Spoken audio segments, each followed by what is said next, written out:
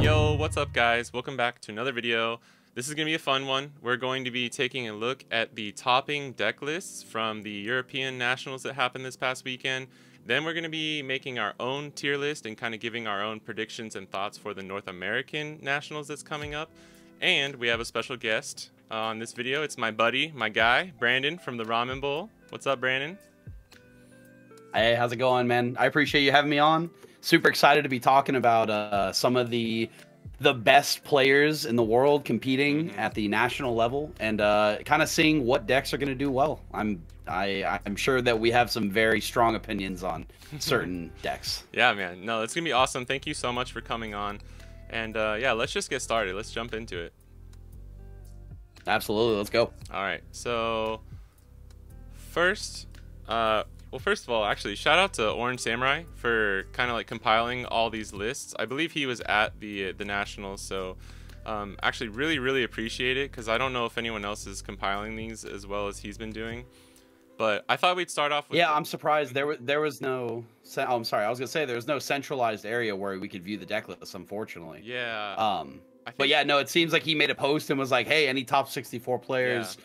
Send your deck lists over, which was super cool, and a lot of them did. I think he said he got I think there's like 24 out of the 64 players. He got a few of them. So okay, cool. Yeah, big shout outs to him. We really appreciate it as the the players and the people who like to see the data as fast as possible. But let's take a look. This is the first place list. This is Fabian's list. Sorry if I'm not pronouncing his name correctly. That it was hard. There's a lot of European names that I had no clue how to pronounce this past weekend, so that was fun trying that. Yeah, shout out to all the streamers who had to pronounce all the different names. They did a good job though. It was actually a really well run event. Yeah. But I actually do have an initial thought on this deck list. Please go ahead. I think a lot of people. I just have to point it out. So I looked at all these earlier. But I just want everyone to take a look here and see. This is a very standard Sakazuki list, but he's not running the Kaido. No 10 drop. He's not running. He's not running the big fancy, spicy 10 drop or even 9 drop. I mean, I don't really think a lot of people are on the 9 drop Mihawk, but generally there is 2 to 3 cards that are in the top end. Yes. And no, he's just running the plain Jane Sakazuki list, and if that doesn't tell you that the pilot is definitely the most important aspect of any deck, obviously you need to have a good deck. But this guy took it all the way with this, and it's pretty impressive that he wasn't running that top end. That's true. That's actually a really good point, because I was thinking the same thing. This is essentially where Asia left off at the end of OP05. This was the quintessential Sakazuki deck with the 3-drop Hina kind of teched in for the Sakazuki mirror. And it's just funny how it's like the 10-drop Kaido does come in clutch in a lot of builds, but it's just like this is maybe even more streamlined, right? It's just so precise. It's a well-oiled machine, and if you're a good enough pilot, this deck can win any tournament in the OP05 format, So it just goes to show, right? 100%. It is interesting too that he's only running 3 Borsellino blocker. Yeah, automatically I love the Borsellino for certain matchups. Like, I mean, being able to not get right? Yeah, pretty much every matchup. I just the fact that you can't get Gadatsu'd by Enel or Katakuri. You know what I mean? Like, it's a safe 4-drop that generally is not removed, at least without some effort on the other player's part. It's not a free pop. Like, if you play Kuzan and the Enel player or the Sakazuki Smart, they're just gonna pop it, right? It's getting Thunderbolted, it's getting Gadatsu'd. So it is interesting to see that there are some there's some interesting choices here, but generally it is very plain Jane vanilla Sakazuki. Yeah. And he took it all the way. So yeah, congrats to him. I mean, obviously it works, right? It works. Yeah. Big congrats, man. Like, really I watched the finals too. Really good player. Really solid finals. So yeah. All right, let's move on to the second place. This is Havorhe. My God, I know Wasi was having some trouble saying his name, and I was like, yeah, I am too, man. But a little bit different. I'm not even gonna try. Yeah, I'm not it's even like try. Like, just trying to read it. I'm like, nope. Havorhe. Yep. Nope. He did good. Second place, man. Yeah, I mean, that finals could have gone either way. If you watched it, I guess spoiler, but yeah, there was kind of a weird thing that happened at the end where Havorhe accidentally played a Tsuru instead of a Hina from Rebecca Effect, and it forced him to just concede because he realized he would not be able to win anymore.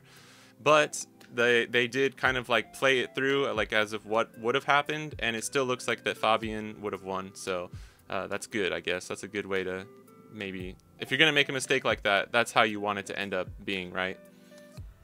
Yeah, that's true. At least like he didn't lose you the game, right? Yes. Like if they played it out and it turns out he could have won, that's a horrible feeling. But you know, at the end of the day, you got second place. He earned himself a trip to Japan for the Worlds. Yeah. I don't think anyone feels too bad about that turnout. I'm sorry, at least those two don't feel too bad about how first and second goes. Like I mean, I'd be ecstatic. But just taking a look at his list, it obviously is just a tiny bit different. Yeah, he does have some interesting choices. Yeah, one Sabo. What do you think the one about Ice that? Age. Well, yeah, the one Sabo is very interesting too. I was gonna say he does. Yeah, he's got a couple one-ofs. The Bartolomeo, the 3-drop. I see that is being played. It's a 2K counter and a blocker. Yeah. Very situationally good.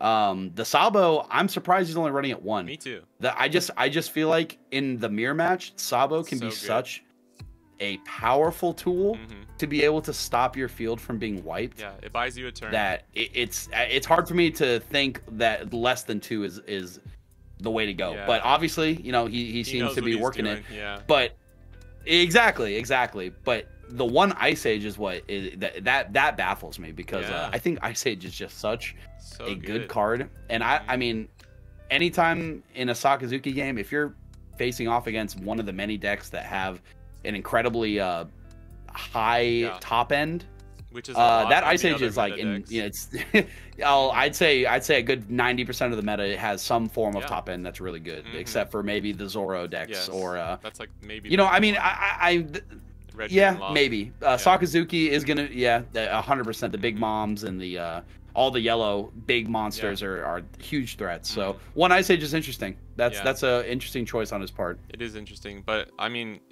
this is the thing, right? Is like you got to play the deck that works best for you and that you're comfortable with, and this works for him obviously, and he knows when.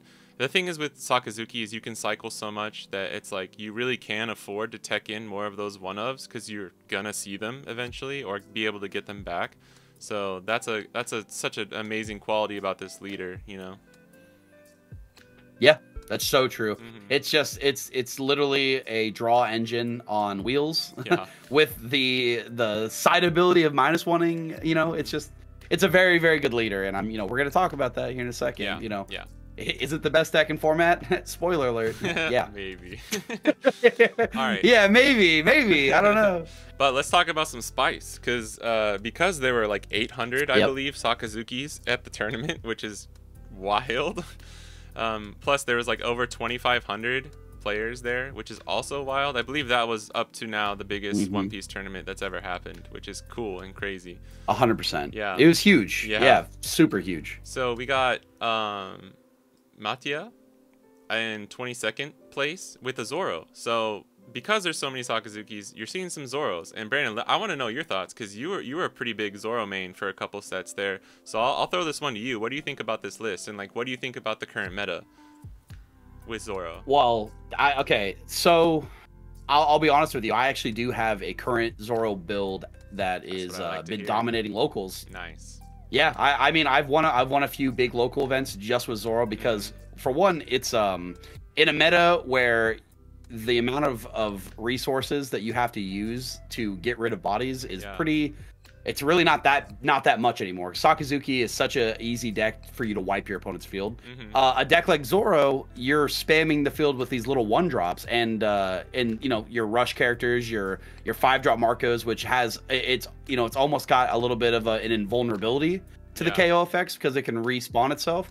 So staying low to the ground and using the effects of Magra and Makino to boost these little guys is a very, very invaluable tool in this meta right now, especially against decks like Sakazuki, because there is a lot of times when they are not sitting at more than +3, +4 in hand. So those big 7K swings, like let's just say you start on Zoro, you go first. Your first play is buggy. You search out an event. The next turn you've got 3 Dawn to play with, so you put 1 on your leader. and you play your Makino or your Magra, you boost the buggy to 7. You get a easy 7k swing, and then you get an easy 6k swing. And you can probably still play another 7k too. Yeah. Correct. Yeah, you could either leave that 1-Don for another 1-drop, or and then now it's not only have you put aggression on the board, you've left things on the board that are still possibly a threat for the next turn. Yeah. Because your opponent has to respond to these little bodies. So they don't get to it's almost like you're putting Sakazuki into a position where they don't get to use the tools when they want. Right. And you know what I'm saying? Like that's where the valuable low end of these cards costs. So, and on that note too, I did notice a lot. This has happened before in other metas, but you saw the Sakazuki players having to use Rob Lucci to KO the Namis, the Magras, and the Buggies on the board over the Curly Dedans and the Brooks, because if they're like the smart Sakazuki players know that if a Makino or a Magra comes down, it's those 1-drops that are gonna get boosted. So it's even more like, as a Zoro player, you feel good because it's like, if you have to make a decision. Are you gonna KO my little weenie 1-drop just and hope that I don't have the boosting cards in hand, and you just put Sakazuki in all these awkward situations, and that aggro, the rush aggro of Zoro is just it's still a menace. It's still a menace. Oh, 100%. I've seen success against even against yellow. Zoro is not okay. I'm sorry. Every deck except for Enel. Yes, let's be real. Enel is. I was gonna make that clarification. Yeah. Enel is rough. Yes, Enel is a very impossible. I'm not gonna say impossible. It's a very hard mountain to climb for Zoro, because a deck that's trying to get your opponent to 0 life as soon as possible. Enel is the complete opposite of that, where they can sustain and keep themselves at 1 the whole game. Yeah, exactly. So okay, but into the Katakuri matchup, which is a lot more popular nowadays than initially at the start of set 5. Right. Katakuri is seeing a lot more play, and Zoro does do incredibly well into that deck, because if you can get a Katakuri player low enough in life where dropping their 10-drop feels more feels less beneficial for them whenever they need to establish when they need to establish blockers or multiple bodies to be able to handle the rush. Because let's be real, yellow doesn't have too much removal. They do have tools like Thunderbolt. The 200 million volts is kind of 200 million volts is kind of a pseudo removal, because if you're at 1 life, you can rest and swing over and get the +3. But honestly, you're kind of like the 2 cards are Thunderbolt and Gadatsu. Which Gadatsu is really great in this matchup. 100%. You can. Yes, you can pop. You can really if you go first, you're getting generally a pretty decent pop on one of their bodies that they put out. The buggy that you can kill with strike or slash. Exactly. Yeah. So the shitty part is, unfortunately, where yellow comes into play is that you're using 5 Dawn to remove a 1 Dawn character. And so Thunderbolt the amount that your opponent had to pay, you're losing a life, and it just a Nami searcher feels bad, bro. It feels bad, man. Right? I mean, honestly, a good Katakuri player, unfortunately, fortunately, probably wouldn't be targeting too much of these little guys, but he would have to wait for the Marco, the high value targets like Luffy and Zoro. Those are the only things that you would generally use it on, but. Obviously you can see it in life, which is nice, and you get that nice little pop sometimes on something. But it's definitely interesting right now. I think it's a strong meta choice, and it is good to see that red has some representation outside of Bello Betty. And Whitebeard. Obviously we'll talk about Salo. I'm sorry, and Whitebeard. Whitebeard's still clinging on to his last breath. He's on the oxygen he's clinging on, guys. Oxygen tank hanging out in, you kids, I'm coming for the Nationals title, dude. I'll tell you this right now: if Whitebeard wins NA Nationals, you're gonna see some hell will break loose in the One Piece community, and it will be very funny. I wouldn't even be mad. I mean, at this point, I'm not too afraid of it. Yeah, I think the Enel players and the Purple Luffy players are keeping Whitebeard in check right now. Definitely. All right, let's move on to the next anyone that can run the. Oh yeah. No, sorry. Go ahead. Yeah, anyone who can run the 4-cost law. Yeah. Oh, that's true. No, you're good. You're good. Anyone who can run that 4-cost purple law, I mean, that's Whitebeard's. It cripples Whitebeard. So. Yeah, let's take a look at another deck. All right, this is a top 64. This was just, I wanted to find a list with the Sanji's Pilaf, because there was a bunch of people teching in Sanji's Pilaf, which I actually personally like in a Sakazuki. I don't know if I'd run 4, so this is kind of wild, but I wanted to show this deck because it's a lot different from the other ones. This is Maurice, top 64. That's obviously your eye goes to like, holy shit, there's 4 Sanji Pilafs and only 1 Ice Age, and there's a spicy Mihawk and 10-drop Kaido tech. I respect this player. Yeah, what do you think about it? I respect this player. Me too. A lot. That's why I pulled this up. I was like, this is a spicy ass list, bro. I get so much flack for this, but I think the 9-drop Mihawk is a pretty damn good card. It's good. Especially if you go first, your opponent responds. So let's say if you go first, generally you're going to be the first one to put your Borsalino down. Yeah. Which means that gives your opponent a chance to bottom deck your Borsalino with their Borsalino. You mean if you can follow that up with a... No. So you get 7 cost Borsalino. Oh, 7 if you go cost. first, sorry, you hit I 7 the first. Blocker. Got you. Yes. Sorry. No. Sorry. Yeah. So 7 cost Borsi. You play that on curve. You most likely are going to bottom deck either their 4 cost Borsalino, a Sabo, or something that they've played the turn before. Yeah, anything big that you need to remove, and then they respond back to you with their Borsalino because they've got the extra Dawn and their leader swing to be able to minus at 3.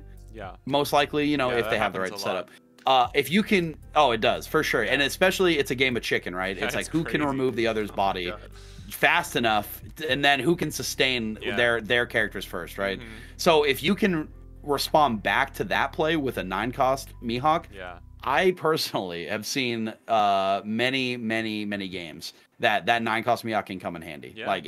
But I do see the merit of the 10-drop Kaido because this deck needs sustainability, and sometimes the 9-drop just gets removed, and the only value you got was removing a body, which the deck already does very well. So I kind of see both sides of it, but I think this is a very interesting build for the one tech. But the 4 Sanji's Pilaf is crazy to me. That's crazy. I'd see it at 3, but 4 is wild. That's a lot. That's a lot. I mean, I'd say even just seeing it at 2 feels like a lot. Yeah. I see why it's good, but to be fair, you're drawing 2 off 3, right? It's a 3-cost event, draw 2 cards, and trigger from life, which it has the trigger. That could be really good as well. Yeah. But I just feel like Hina is a 3-cost with a body that potentially can chip away at your opponent's life. Yeah. And you only get 1 less card. So I see the merit in the card, but I just feel like I would rather have a body on the field that potentially can swing at my opponent. Yeah. I'd love to ask this guy. I don't know. I'd love to ask this person and see what their reasoning for teching in 4 is. Obviously, they're only running 1 Kaido, so my guess, if I had to guess, it would actually be they're not playing it early at all. If it hits trigger off a life, that's amazing, and then they save it for instead of playing 10-drop Kaido, because you lose so much tempo as a Sakazuki player playing 10-drop Kaido. Instead of that, if you play Sanji's Pilaf, then you still have 7 Dawn. You can do your, Rebecca, Hina, Lucci combo. You can do your... You don't, unfortunately, you don't have the 8 Dawn where you can do the double blocker play, like a Borsalino and a Rebecca, which is like the most impactful. But yeah, that would be my guess. Is mostly end of game in the mirror if they really need a card draw. I don't know though, but it's spicy deck nonetheless. No. I agree with you 100% on that. Yeah, I just also feel like it's an easy card to discard too when you get it early, and you know what I mean. That's true. You have so you discard that you. Correct. Yeah. So you're already getting half that. You're like just discarding that card. You're getting half of that card's effect. Yeah. True. Essentially, right?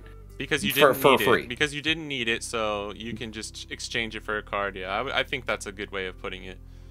Also, the 1 Sabo. Yep. The 1 Sabo. That's kind of.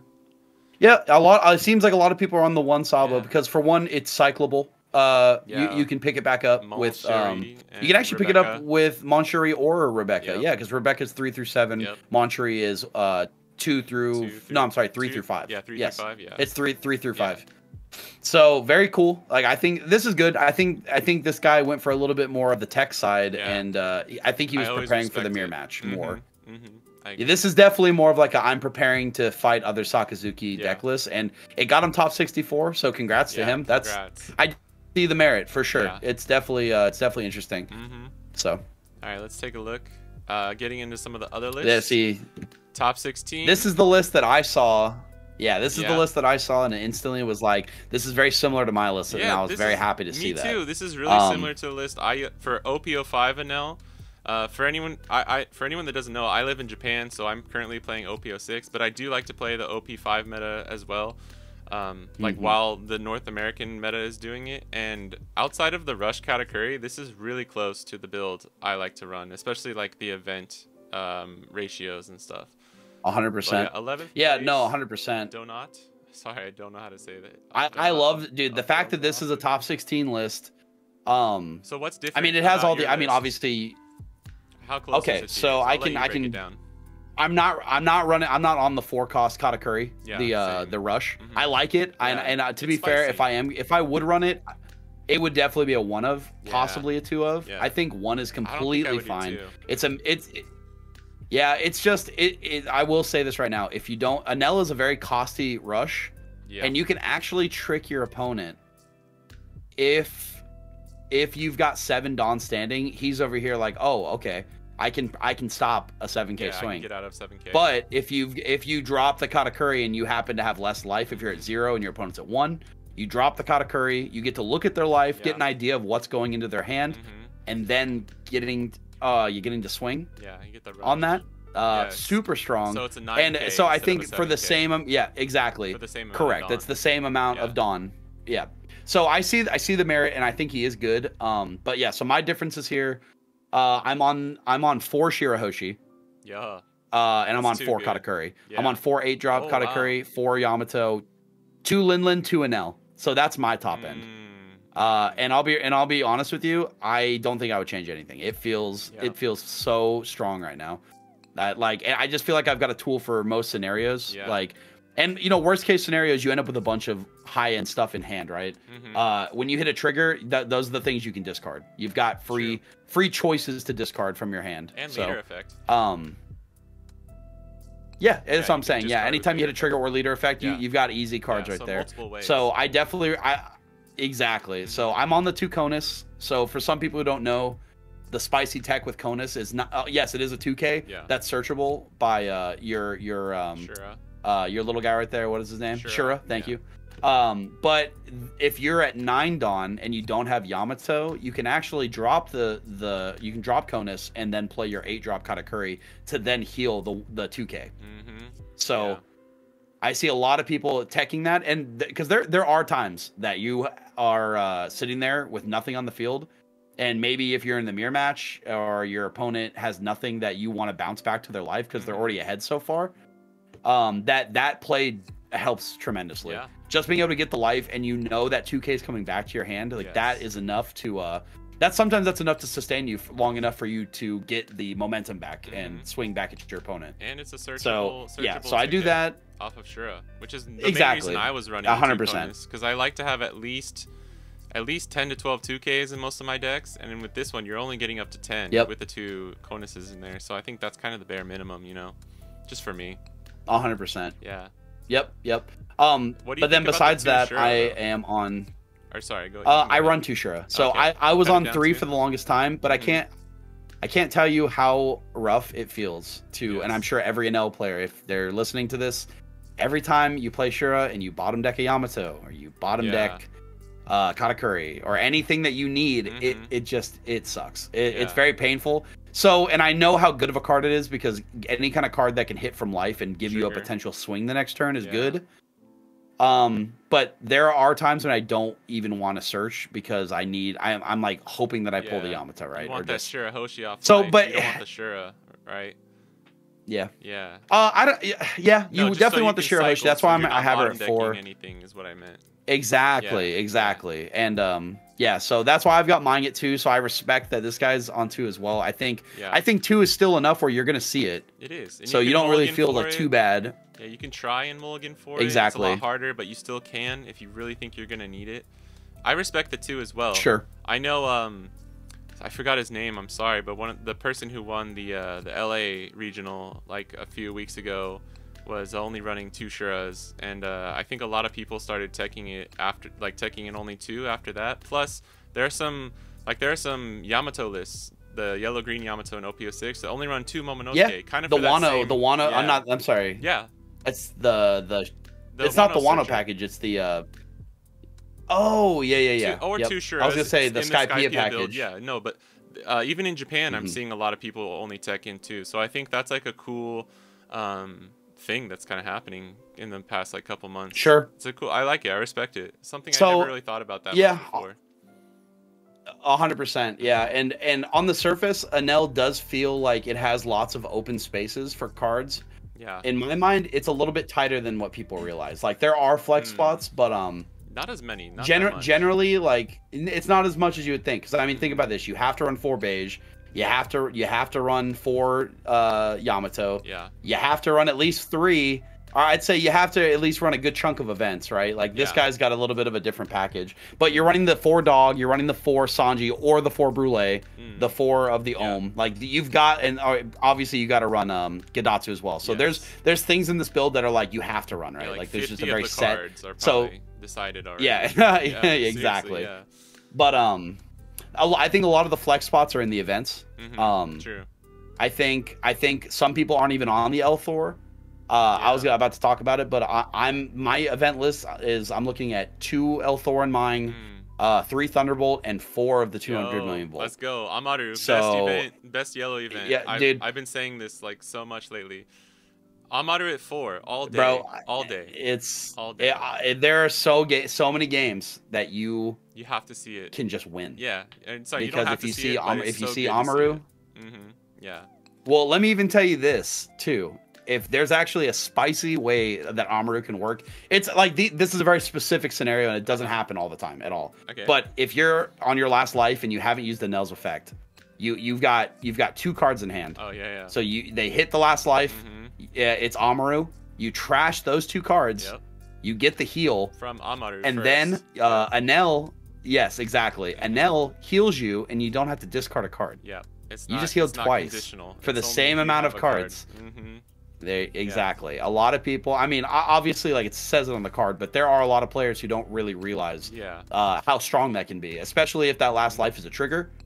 You've got 1 card in hand, play it every time. Yeah. Right? Because that means that you get a body for free and you get the heal for free. Yeah. So, yeah, there's some scenarios that happens and your opponent's just like, okay, what do I do now? Yeah, it sucks. Because you just gained 2 life off that play, like, and guess what? That's 2 more chances triggers. For a beige. Yep.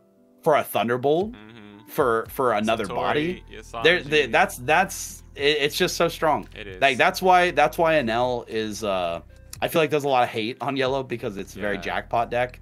But at the end of the day, you know, deal with it. A lot of people. That's just yellow. Yeah. A lot of people hate yellow. Enel is my favorite deck in OP05. I like yellow. I run yellow green Yamato in OP06. It's not as trigger heavy, but it's still, you're playing Onami, which is a Thunderbolt on crack. I play beige just because the most broken yellow card in the game is Onami. Good, I just don't understand what Bandai was thinking making a 2-cost character that triggers and KOs a 5-cost. Like 3k power too, which is wild. Oh, doesn't it on play give banish too, right? Yes. So I mean that's what makes it broken. Not only is it an amazing card just to play, if you happen to trigger it, I'm sorry. Yeah. How about you play it for the banish and then you follow up with a Katakuri and you put the Katakuri puts it on top and then you also get the effect. You don't even need Katakuri. You can just use Hiyori. I forgot. Hiyori gets the top. The 2k. Yep. Counter. Yep. And is Hiyori a 3? Is she a 3 cost? She's a 2 cost. 2 cost. So Hiyori is cheap. Yeah. Don't you have to discard her, right, for her effect? No, that's the Hiyori coming out in the EBO 1.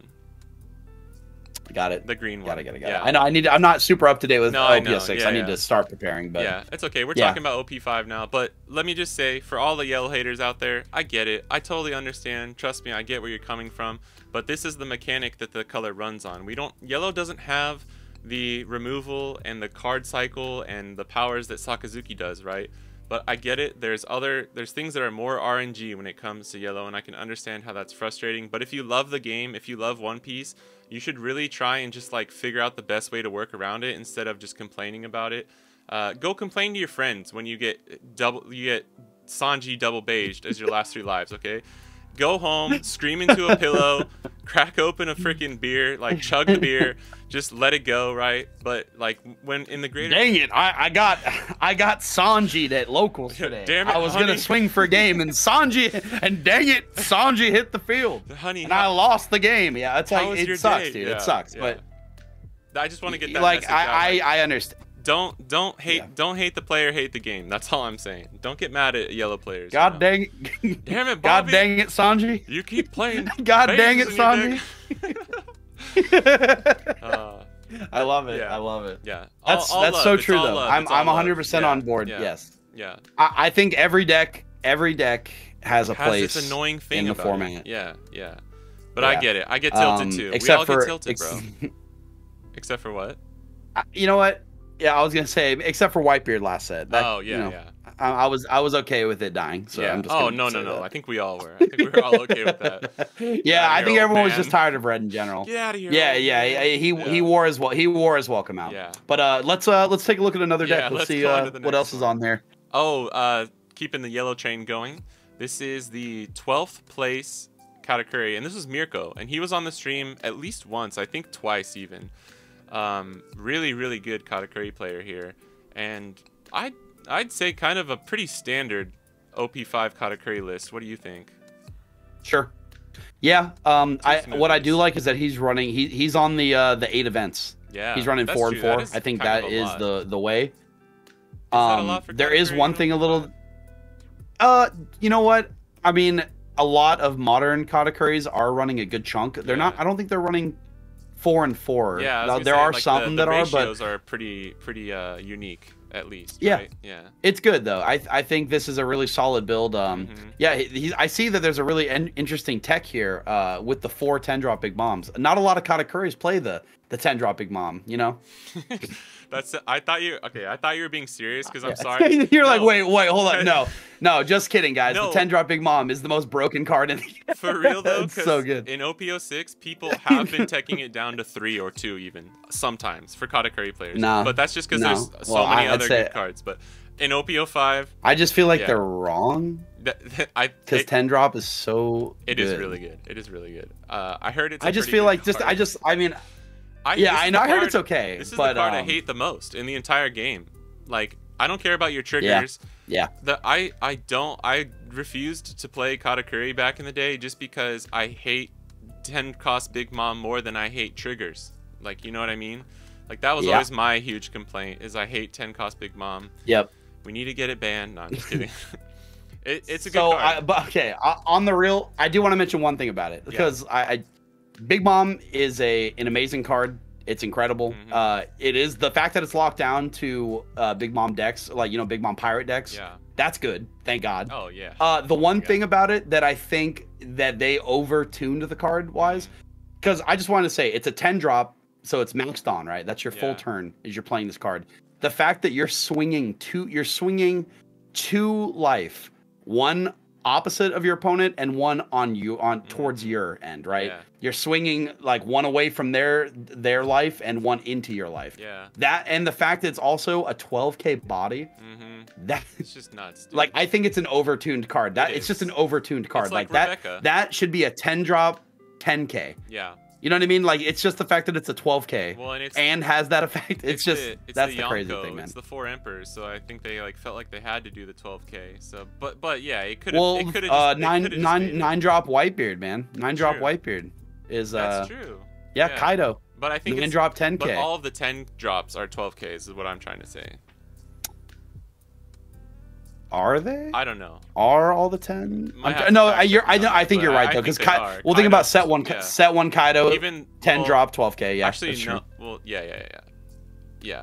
and the Luffy. Okay, we don't. So sorry, that's my big mom bitching. Yeah, I'm done bitching about Big Mom. But either way, I totally agree. It's a rough card. It's not as bad as it used to be because, you know, people have just learned to live with it. As sad as that is, but. Yeah, this is. I mean, Katakuri. You just have to pump. You have to pump the gas. Yeah, that's how you beat Katakuri. If you pump the gas and make it so that 10-drop. Unfortunately, there are some times when they've just got the counter in hand and pumping the gas doesn't work, and they just overwhelm your field, or they get tons of counters. Or I'm sorry, if they get, if they hit tons of triggers and then they just respond back to your field, and you can't do much after that. That sucks, but that's just the reality of playing against yellow. The one thing that I do like about this build is that he is on 4 of the 7-drop. I think the 7-drop took a backseat for a while. Right. A lot of people were cutting it down to 1 to 2 and playing more of the Katakuri. Yeah. I actually like the fact that he is running the 7 at 4, and he's also running the Cracker. Oh, there's no. He's maxing on the Gadatsu. I just realized that. No, there's not none. running any. Well, it makes sense because. Exactly. If you're not going to run Shirahoshi, right? Yeah, that's true. I guess this is not. Yeah, most of the time, yeah. It's not. It's definitely it's unique flair for sure. Yeah. So, 100%. Yeah. So I actually do like a couple of the choices he's made. Yeah. It's not that much. So different, he's got variant, right? No. Yeah. There's only so much you can really do. But the good thing that he is running as well, he actually is running the Strusen +2. Yeah. A lot of people have taken that out in favor of the Amande. Yeah. The Amande I like +2, Strusen which better. is I think Strusen's actually good because Zoro is making a resurgence. Yeah. Strusen on play, you can pop a 1 cost. Yeah. So there are right? some things to do with it. Yes. So I feel like could be certain things where that comes in handy. You know, I don't think that they're probably using that for that as much, but just having the option to do that. Like if your opponent's at three characters on the field and you have no removal and you're desperate. Yeah. You know, and it's a Zoro player. You know, it could come in handy. Yeah. So it's cool that he is running that instead of the Mande.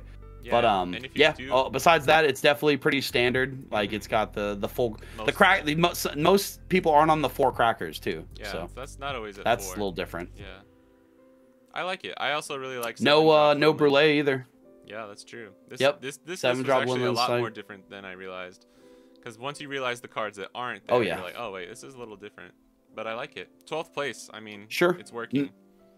Yeah, congrats to Mirko. I think I actually watched one of his games. Yeah. I think I did. I recognize the name and I recognize the him playing Katakuri, so I do think I watched one of his games. Yeah. But congrats on that. I think pretty solid build. Pretty solid build. Yeah. It feels confident. I feel like you don't see a lot of there's no one-ofs. Exactly. This guy is he went for security in terms of like just playing the cards he knows that work and 4s. Yeah. And the two smoothie is a little bit of like an offshoot, you know, like just he threw 2 more bodies that can pop from life. Yeah, exactly. Yep, exactly. All right, well, let's go on to the next one. Oh yeah, this is Purple Luffy. I tried to find I love it. I tried to find, I believe it was Claudio was one of the players that was running Purple Luffy. He got pretty far. I forgot what placing he got, but he was on the stream and he looked like one of the best Purple Luffy players I've ever seen, just in general. And he wasn't running Magellan, if I remember correctly. Apologies if I'm thinking of a different person. That's crazy. Like we were in the chat, I was watching the stream, and everyone was like, I think it was like best of 3, or like we saw him twice or something, and people were like, is he just not running Magellans because we never saw them coming? But yeah, so sorry about that because this is a different person. But yeah. This is a pretty standard list. The 3 Urashima is maybe a little bit more than most people are teching in, but yeah. Any thoughts on this? So you know I'm a bit of a purple player as well. Yeah. I in set 1 I started purple Kaido, but I have Luffy built out. I actually won a store championship with the purple Luffy, so I'm a big fan. It works. I like the deck too. Honestly. The one thing. Oh, for sure, it's fun. It was fun. A little non-existent in Japan. Because it was at the start, I'll be right. I think Sakazuki. Yeah, but then Sakazuki comes around, beats the shit out of it, and no one wants to play it anymore. At the start, it's tough. Yeah, it's tough. At the start of OP05 in Asia, Purple Luffy was actually the best deck in format for like 3 or 4 weeks, and Enel was just slightly below him because Enel has the worst matchup into Purple Luffy, right? Then they figured out Sakazuki, it's tough. and it would just boom, flip-flopped, and you see like what we're seeing in kind of the West right now. 100%. Yeah. But I did have some thoughts about this because it is interesting. I do like the fact. So like if you look at the top, right? Look at the +2s. A lot of people are on the Khalifa. She is really good. That's a really good way to unbrick your hand if you can get her to stick on the board for a turn. Miss Double Finger seems pretty standard because that's your Dawn ramp. It's really good. The Franosuke, I'm a big fan of because there are times when that rush can come in handy. Have you won a game 100%. With Franosuke? I've played Franosuke because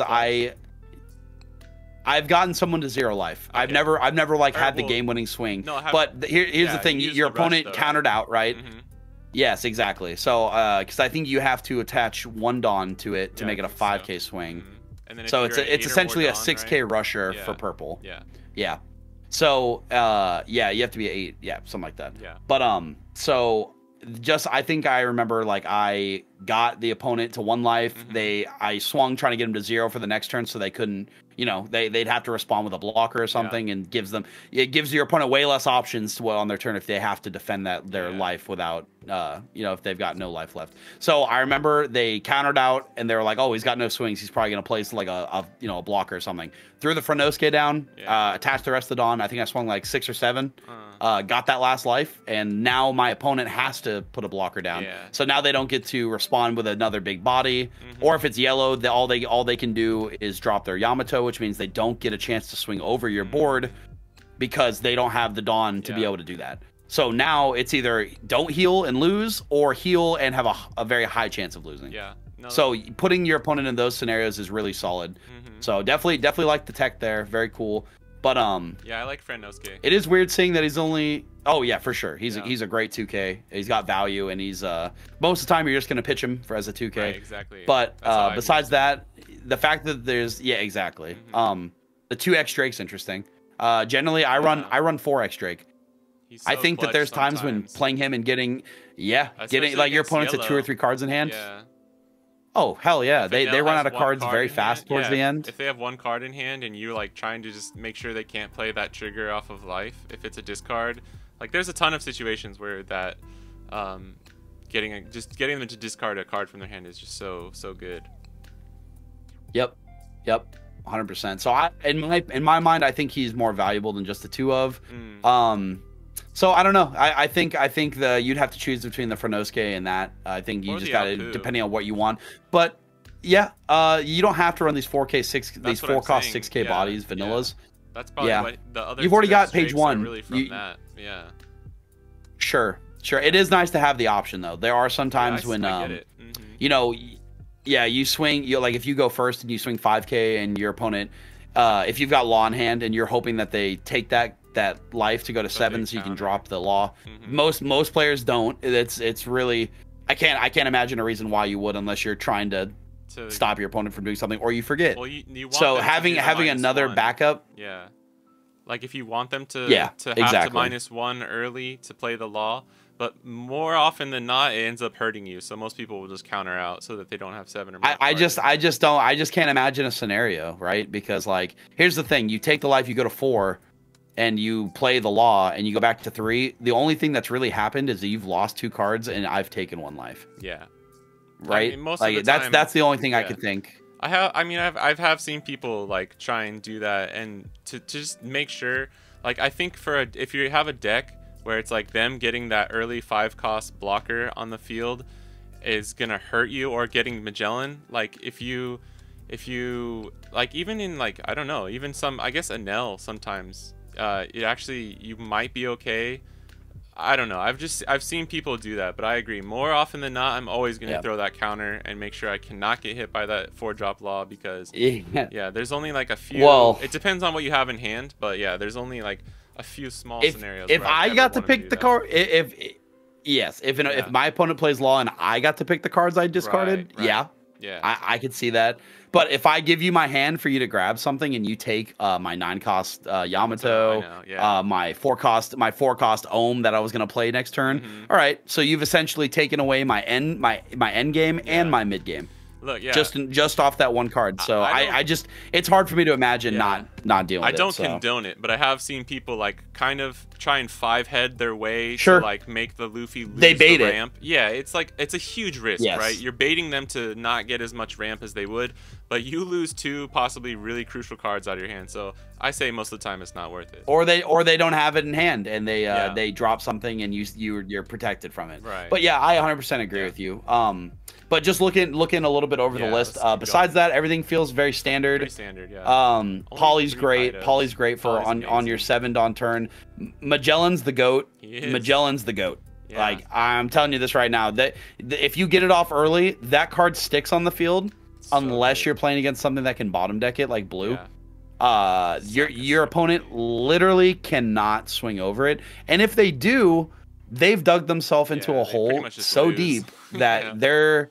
I'd say it's a very, very hard hole to come out of because Magellan. But that's the kind of pressure that Magellan puts out, and that's why he's such a good card at 4. Very solid. I think that plus the poly, being able to essentially like get the ramp. And by the way, if you don't know, poly doesn't need to KO something for that ramp to happen. Right. Yeah. It's an up to effect. Yeah. So meaning if your opponent's smart, like a lot of NL players have learned not to put their 4 drops down. So they don't get polyed. Right. It's just a waste of a card, right? You just put it down unless you have something that can play 2 bodies, like you get the dog in the Ohm combo. So he's wiping 1, but you keep the other. Yeah, exactly. So people are playing around that. But yeah, you've got the 4 kid, which is amazing. The 4 queen, these are all standard. The 7 drop Urashima is where a lot of players seem to be going. I personally, I don't know. If you notice, he's not running the 7 drop. He's not running the 7 drop kid. Yeah. This is where he's replaced his 7 drop kid with a card that has a counter, and I actually see that merit. The fact that it's a card that can be pitched for +1. Yeah. But it's a very interesting choice because yes, 9K is an amazingly statted body for 7. But man, I sure do love dropping 7 cost kid and getting a 6K leader for this turn and the next. And especially if you've got your 5 drop Eustace kid out and you have your 7, you're essentially netting that +1 for free. And it's active now. It's just, I don't know. It just, exactly. So it's an interesting tech. I just don't know if I would completely replace my 7 drop kids with that. I think I would go maybe 1 Urashima, 2 7 drop kid, or something along those lines. Yeah, that's where I would sit too, honestly. I would like that. Yep. And the events are awesome. I'm kind of a big fan of putting Blast Breath in my build. I've got 2 in my build, and I'm running 3 of the Gum Gum Jet Gatling. Zero cost. I think Blast Breath was slept on for a while. 100%. It's a 4K for 1. Yeah.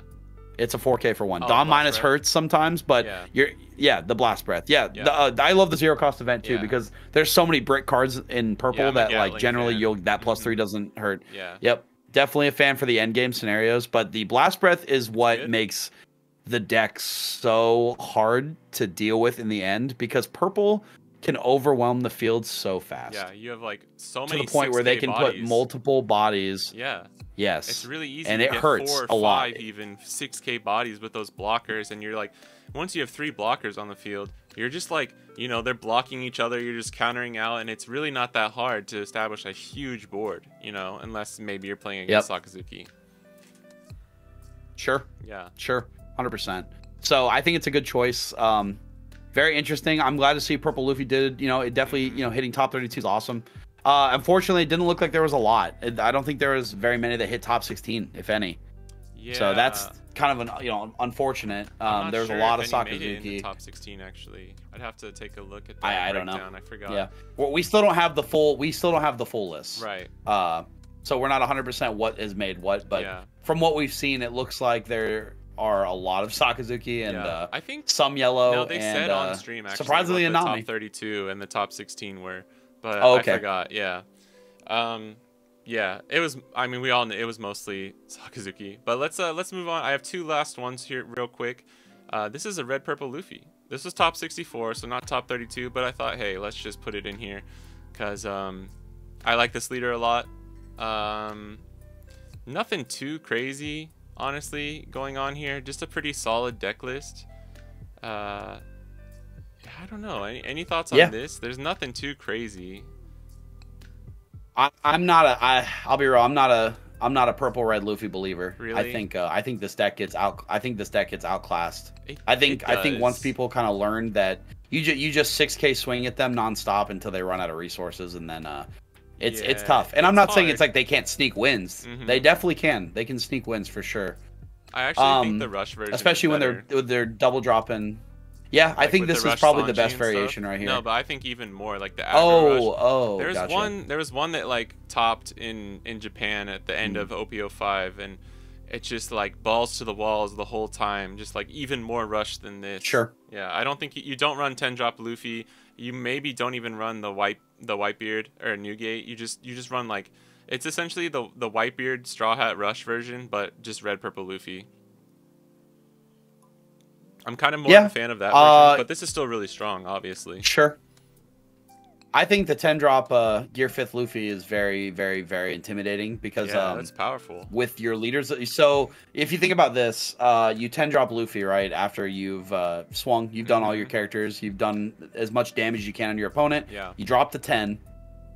So now you're at 0. You get to use your leader's effect because once you're at 0, you go back to 1, and then you use Gear 5th's effect to rest that 1 to gain an extra 1. So you get to go to 4. Right off the bat, as soon as you start your extra turn that Gear 5th provides. And it's actually so you're 5. at 4. So meaning it's you 5 get if you use the Gear 5 Luffy's effect again, but 4 active. Yes, exactly. Yes, thank you. Which is even exactly. crazier. You'll get 4 active Dawn to play with. Yeah, you're right. I just wanted to mention one rested Dawn.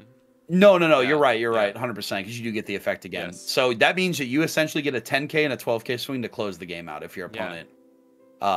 If they're not prepared, and it's only -5. So you can't underestimate that. That's huge. That's 2 big swings for essentially 10 Dawn. Yeah, like that's crazy. Well, it's really like it can close games out too, because you get 1 with your leader, 1 more before you end the turn, and then you get 2 more the following turn. Yeah, exactly. 100%. It's hard. So I mean, to be fair, even you could get 3 swings if you have the Zoro. Yeah. If you have the 3-cost Zoro, you get that's a 6, a 6, and a 12. Swing. It's wild. So man. there are. I mean, if he's got 2 cards in hand and 1 life, like you can guarantee. Yeah, that you can math you can it get out close. pretty. If you have 10-drop Luffy and you can just start mathing things out, you can be like, okay, I have the game, which makes it such a valuable card. I just think that, kind of like you said, it gets outclassed a lot. So, in my opinion, this is already a kind of glass cannon kind of deck, similar to Bella Betty. So, in just the one that I don't run this deck that much, but I've played it a little bit, and I just like okay, it's glass cannon. We're going balls to the wall. We're just gonna play even more rush and like. Just ramp as fast as we can. Yeah, it is. It's actually just a fun deck. Yeah. Like I do enjoy it. I think there is merit to it. I just feel like in such a heavy removal meta that this deck can't survive. That's the biggest problem. Yeah. Sakazuki and Enel they just mow through it. Yeah, Zoro. That's the biggest KO'd issue I see. Immediately, Rush Zoro just KO'd immediately. Yeah. Yeah. Yep. But I just wanted to bring it up. Top 64 is still cool. Congrats to the player. Yeah, big grats, man. I'm sure that there weren't a lot of purple red Luffys in the top cut, so that's super dope. Yeah. All right, and one more list. I had to. Sorry, it's potato quality. This is from the player himself. This is boy. This is the top 8 Nami. Is this the top? This is the top 8 Nami. You know I had to, bro. Legend. If people were wondering, bro, this guy wasn't even running an alt-art Nami leader. I know. This guy's a legend. For all the people that were the low tiered. Yeah. For all the people that were like, oh, is he gonna do the Nami list? Are they gonna do the Nami list? Yes, we're doing the Nami list. Don't you worry. This is so impressive. As a person who loves Nami and ran Nami a lot for OP03 and OP04, I can't help. I just have to root for the Nami player. Like, it was easy to root against Sakazuki because nobody's really rooting for Sakazuki right now. But man, I can't tell you how awesome it was. Yeah. There was another Ubate, I believe was his name. He was in top 32 or top 16. So there was 2 Nami players who just played phenomenally. And this deck, I mean, this is it. This is Ayatora, it's crazy, the guy who won the Japan one. I'm pretty sure this is card for card the exact same list. Because he ran 2 of the office. Yeah. I'm a fan of teching in Nojiko just for OP05 right now, because getting to bounce back just a card when you really, really need to is just really clutch in my opinion. Sure. But it's tried and true. This is amazing. I don't have too much to actually say about the list other than just like the player ramped him and himself was really, really good. Yeah, this is very standard Nami. Yeah. Like 100%. This is it. This is the list.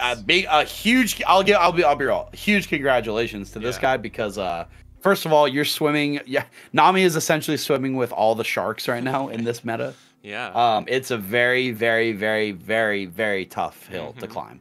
as a Nami player. Yeah. And I mean, I've got Nami players at locals. Shout out to New World Gaming, because nice. we actually every once in a while we actually do what's called a Nami night, and everyone brings a Nami deck and we mirror match. What? It's awful. Really? It's awful. That's so cool. It's awful. They dude, part of me. Okay, That's I'll be amazing. real. They know how much I hate it. Terrible though. So.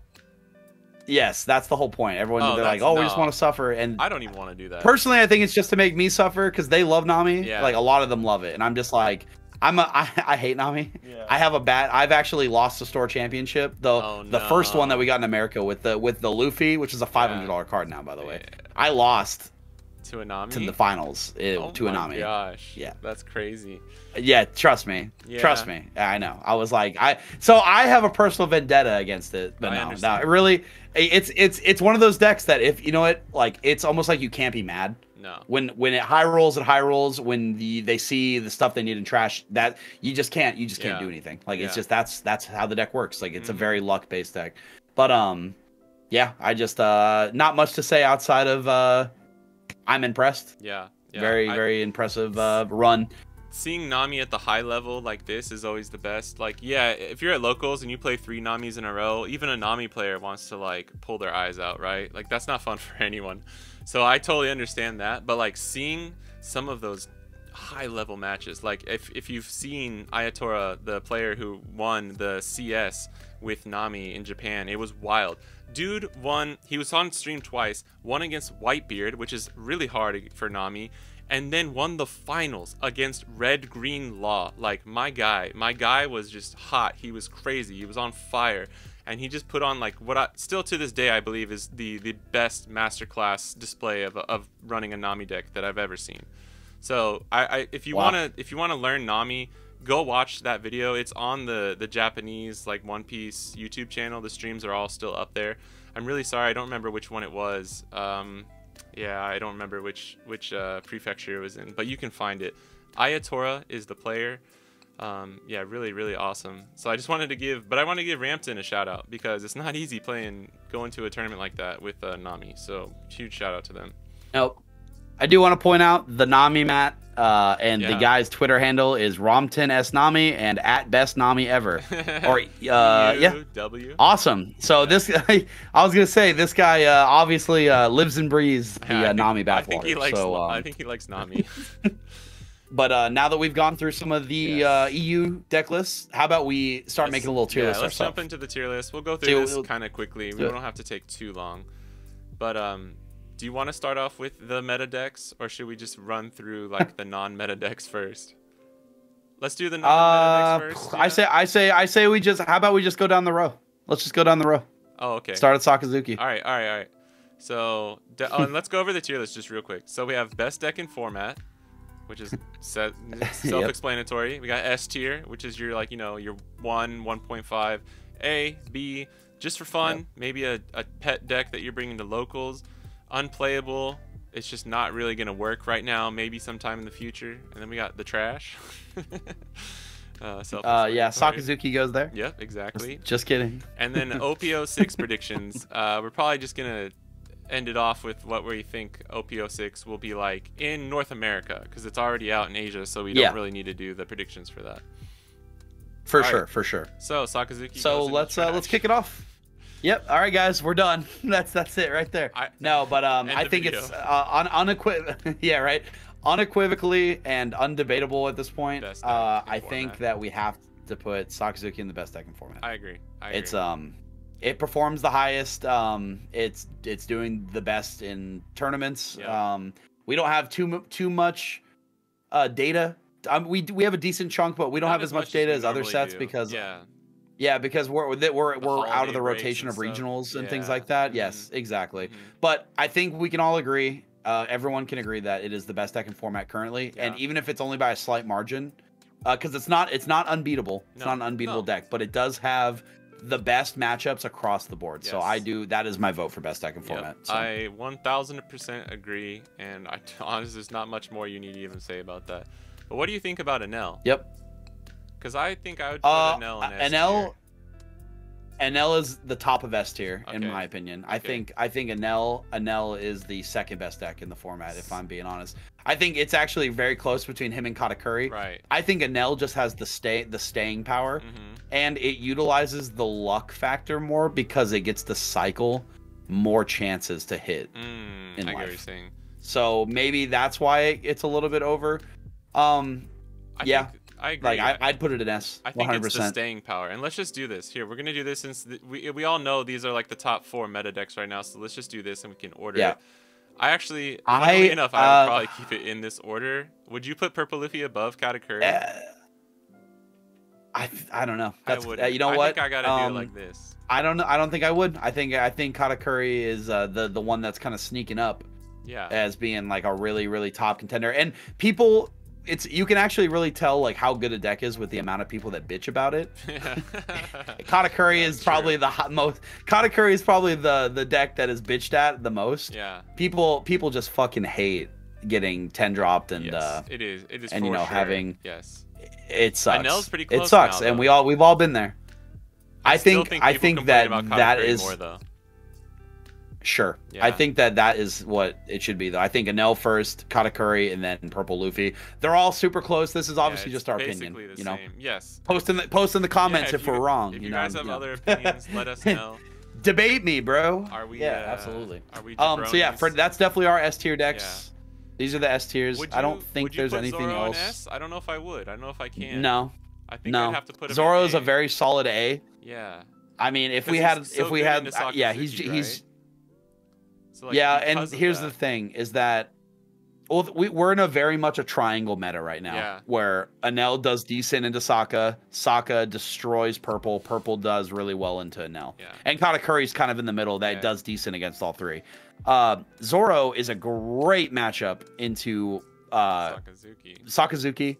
It's a good matchup into Katakuri, and it's a pretty dang good matchup into Purple Luffy, surprisingly, because it aggroes it aggroes Purple Luffy, and they don't get to ramp, they don't get exactly. But Enel absolutely destroys it, so that's where if it was a true S tier, it wouldn't be able to get bodied that hard, and I'd say like it only has possibly like a 30% win ratio against Enel, so I think it earns a spot in A, maybe not the top of A, but in the A category for sure. Yeah, its matchups aren't good enough like across the board, so we can't put it in S tier. I think that's a really good kind of disclaimer there. What about Newgate, Whitebeard? I'd probably I don't think I could put him in S tier. I don't think I can. I think I gotta put him in. He's not. I can get. I would definitely fight to keep him away from S tier. He's not there anymore.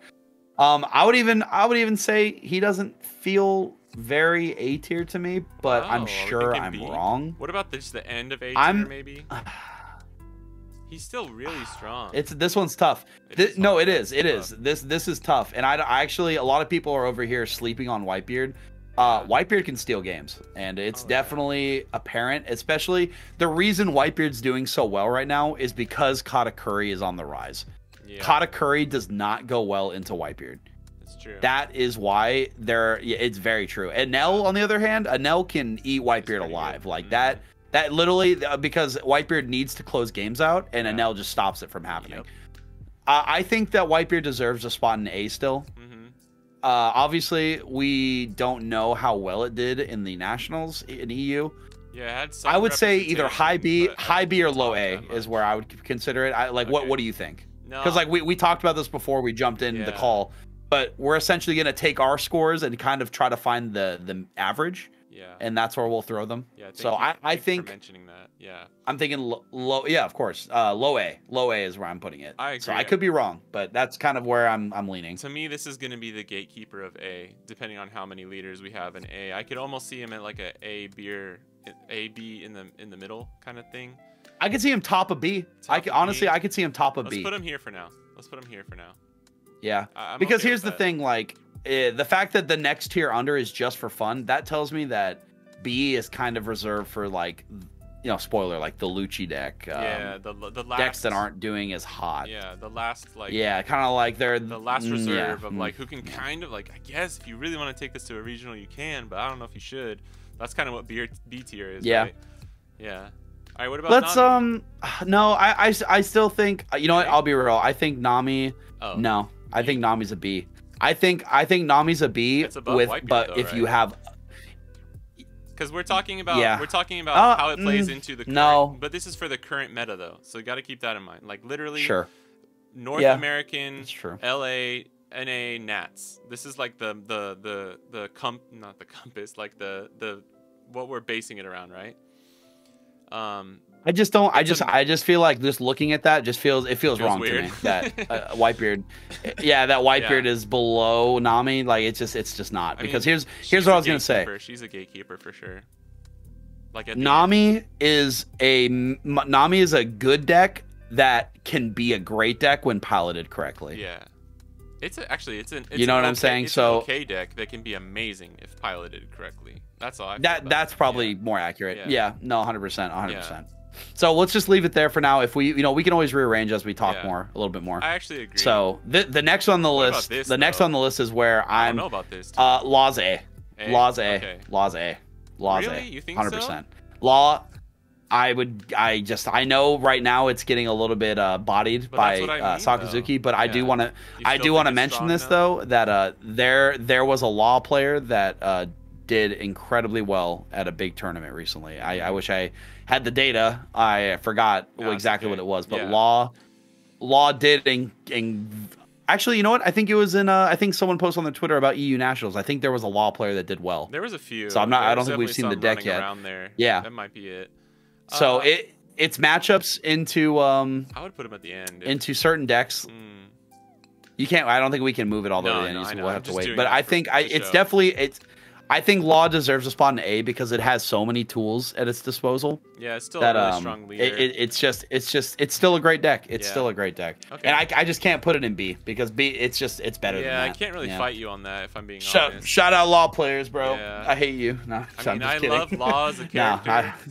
No, I mean, dude. No, 100%. It's an amazing deck, and it's just a very overtuned leader in my opinion. I think that the effect is really strong. So might be coming back a little bit in OP07 too, so that'd be cool. All right. Yep. This is your boy.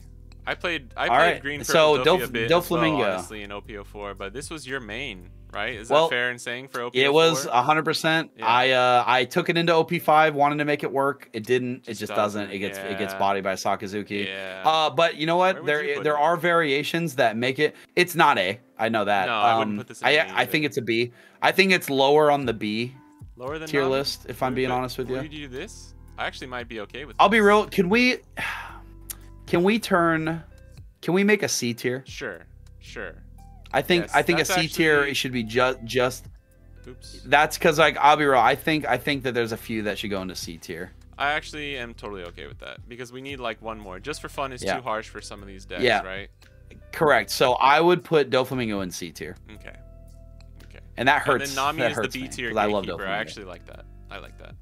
Yeah, 100%. I like 100%. Dofi a lot These are like the B. It's just right now. I think Doflamingo's not in the place it needs to be right now, and I do think with EBO1 we're getting a few more support cards for Dressrosa. There's a good event we'll see. Maybe we'll see it get a little bit more traction, but right now it's just not performing, and I just think that Sakazuki is gatekeeping these decks that spawn characters like that. And it's just because the whole turn is you essentially dropping something and they just wipe it, and then you're just kind of stuck in a scenario where you have nothing to do now. So I think it's at the top of C tier, low B tier possibly, but I'm gonna go with C for now. I actually like C. I like C just because the current meta, right? The current meta, it just can't. Yeah, exactly. So it's C. What about Magellan? Somebody just won like a regionals.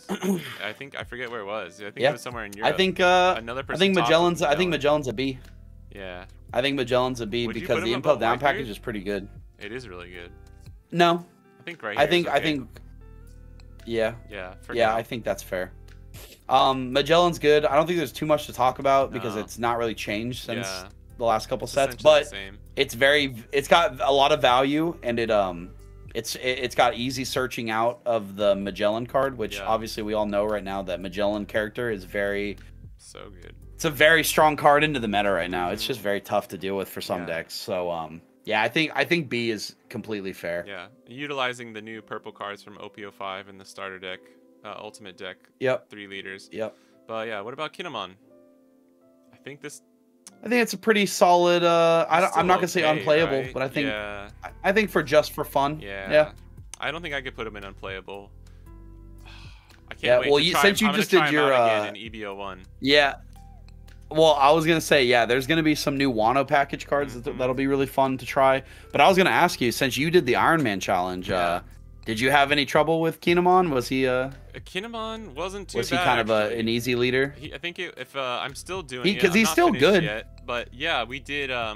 We ran with the Wano Doflamingo or Don Quixote Pirates package, and yeah, I think we just cheating out those early Wano characters and then drawing the Dofi towards the end of the game. I believe Kinemon only took 2 or 3 games. I definitely didn't take more than that, but it struggled a little bit, right? And part of it is like you're building. I haven't played Kinemon in like months at this point, and you're building a deck, so it takes a game or 2 to get used to everything. But it was actually better than I thought it was gonna be.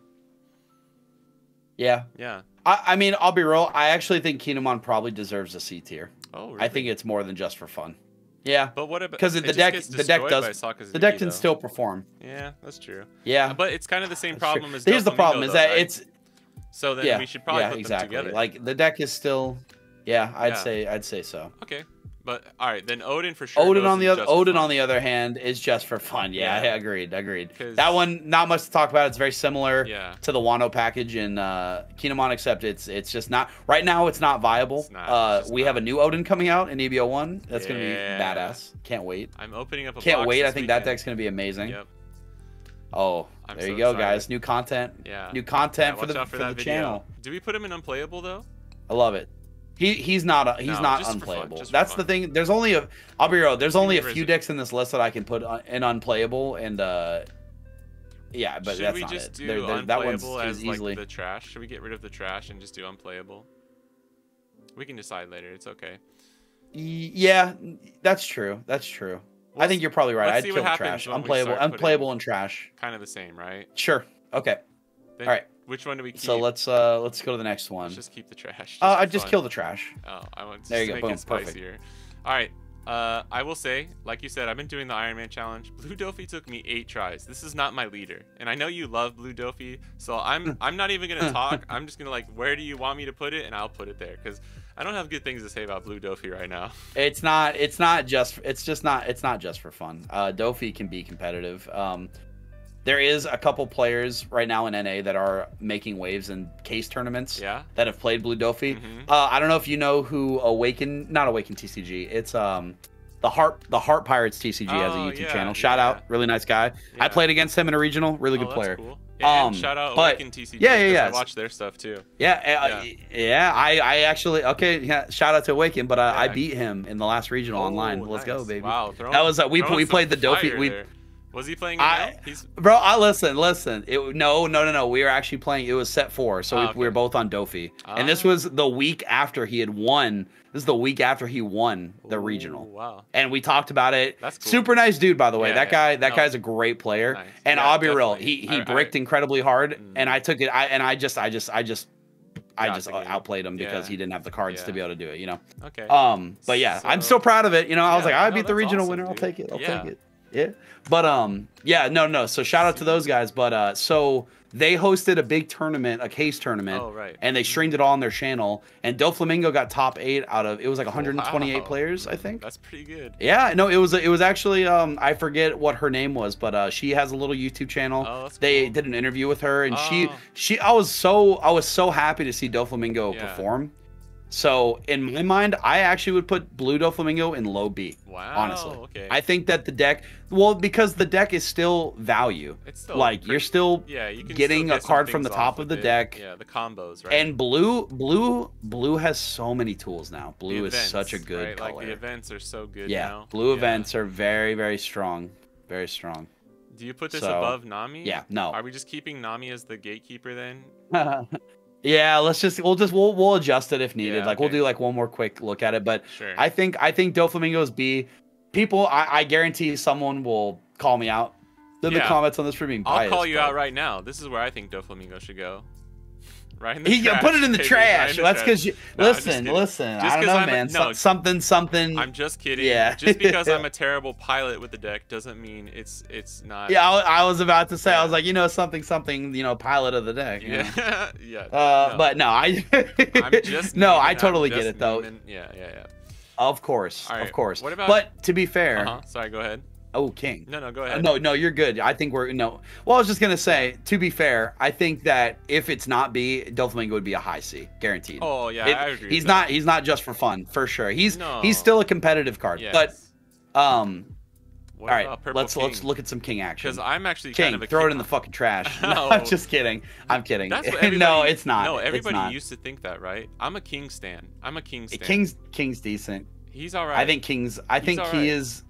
I would say just for fun, if I'm being honest with you. Oh, really? Just because, dude, for sure. He topped. I don't know if he topped like top 32 at one of the Japan CSs in OP05. I mean, that was just like a goated player, I'm sure. And just purple, obviously, in OP05 has some nice tools, but I don't know. When you have 10 Dawn, -1 across the board. All of correct? Your opponent's characters get -1000. Yes, it's good. The one problem that I have, you know what? Maybe with OP05, you do get the access to Eustace Captain Kidd. Yes. My biggest problem is that like purple is so Dawn minus heavy that I know you're gonna get to 10, but a lot of the time you're gonna play something like your 9-drop. Yeah, your 9-drop Kaido is gonna hit the field. You've got so many things that you have to play in minus to be able to do stuff. Like so I just can't. You get leader effect. Like, but it's not all I can say is if we throw it anywhere above C tier, then this list is just invalid. We'll put this at the just for fun. It's not trash. The top of just for fun for now. Sure. Yeah. Or the bottom of C if you want to call it. But the fact that I feel like if I went to a game and I was playing if I was playing my purple green Doflamingo versus King, I wouldn't be that scared. No, I don't think anyone's that scared. I mean, it's King. Yeah. To be honest, but. Yeah, that's good. This is good for now. What about, dude? I love this leader. I love him so much. I think it's just not it. It's not it. It ain't it. But no, his leader effect is so good. It's not bad. The synergy just isn't there. It is good. This was one of my funnest leaders that I did so far in the Iron Man challenge, and it only took a couple games too. Every time you attach a Dawn to your leader, you attach it on -1 to your opponent's characters. And it's like, man, just imagine. It's so good. It's like should be so good. But I'm gonna put him above Odin. I think he's just for fun. Yeah. But I love the leader.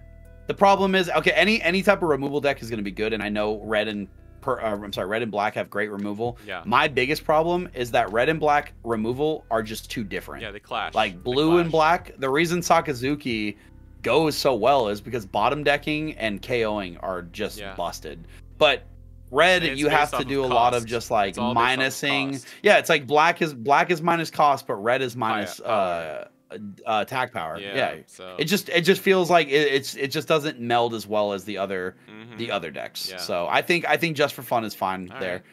What do you think about I mean, I know by the way, I know that there's some good players out there. Sure. So yeah. That can run any of these decks and be solid. Like the King though, it's like one single outlier unfortunately doesn't justify putting something in a tier that it really shouldn't be at. You know, this is kind of like in general. Agreed. Yeah. What about Z?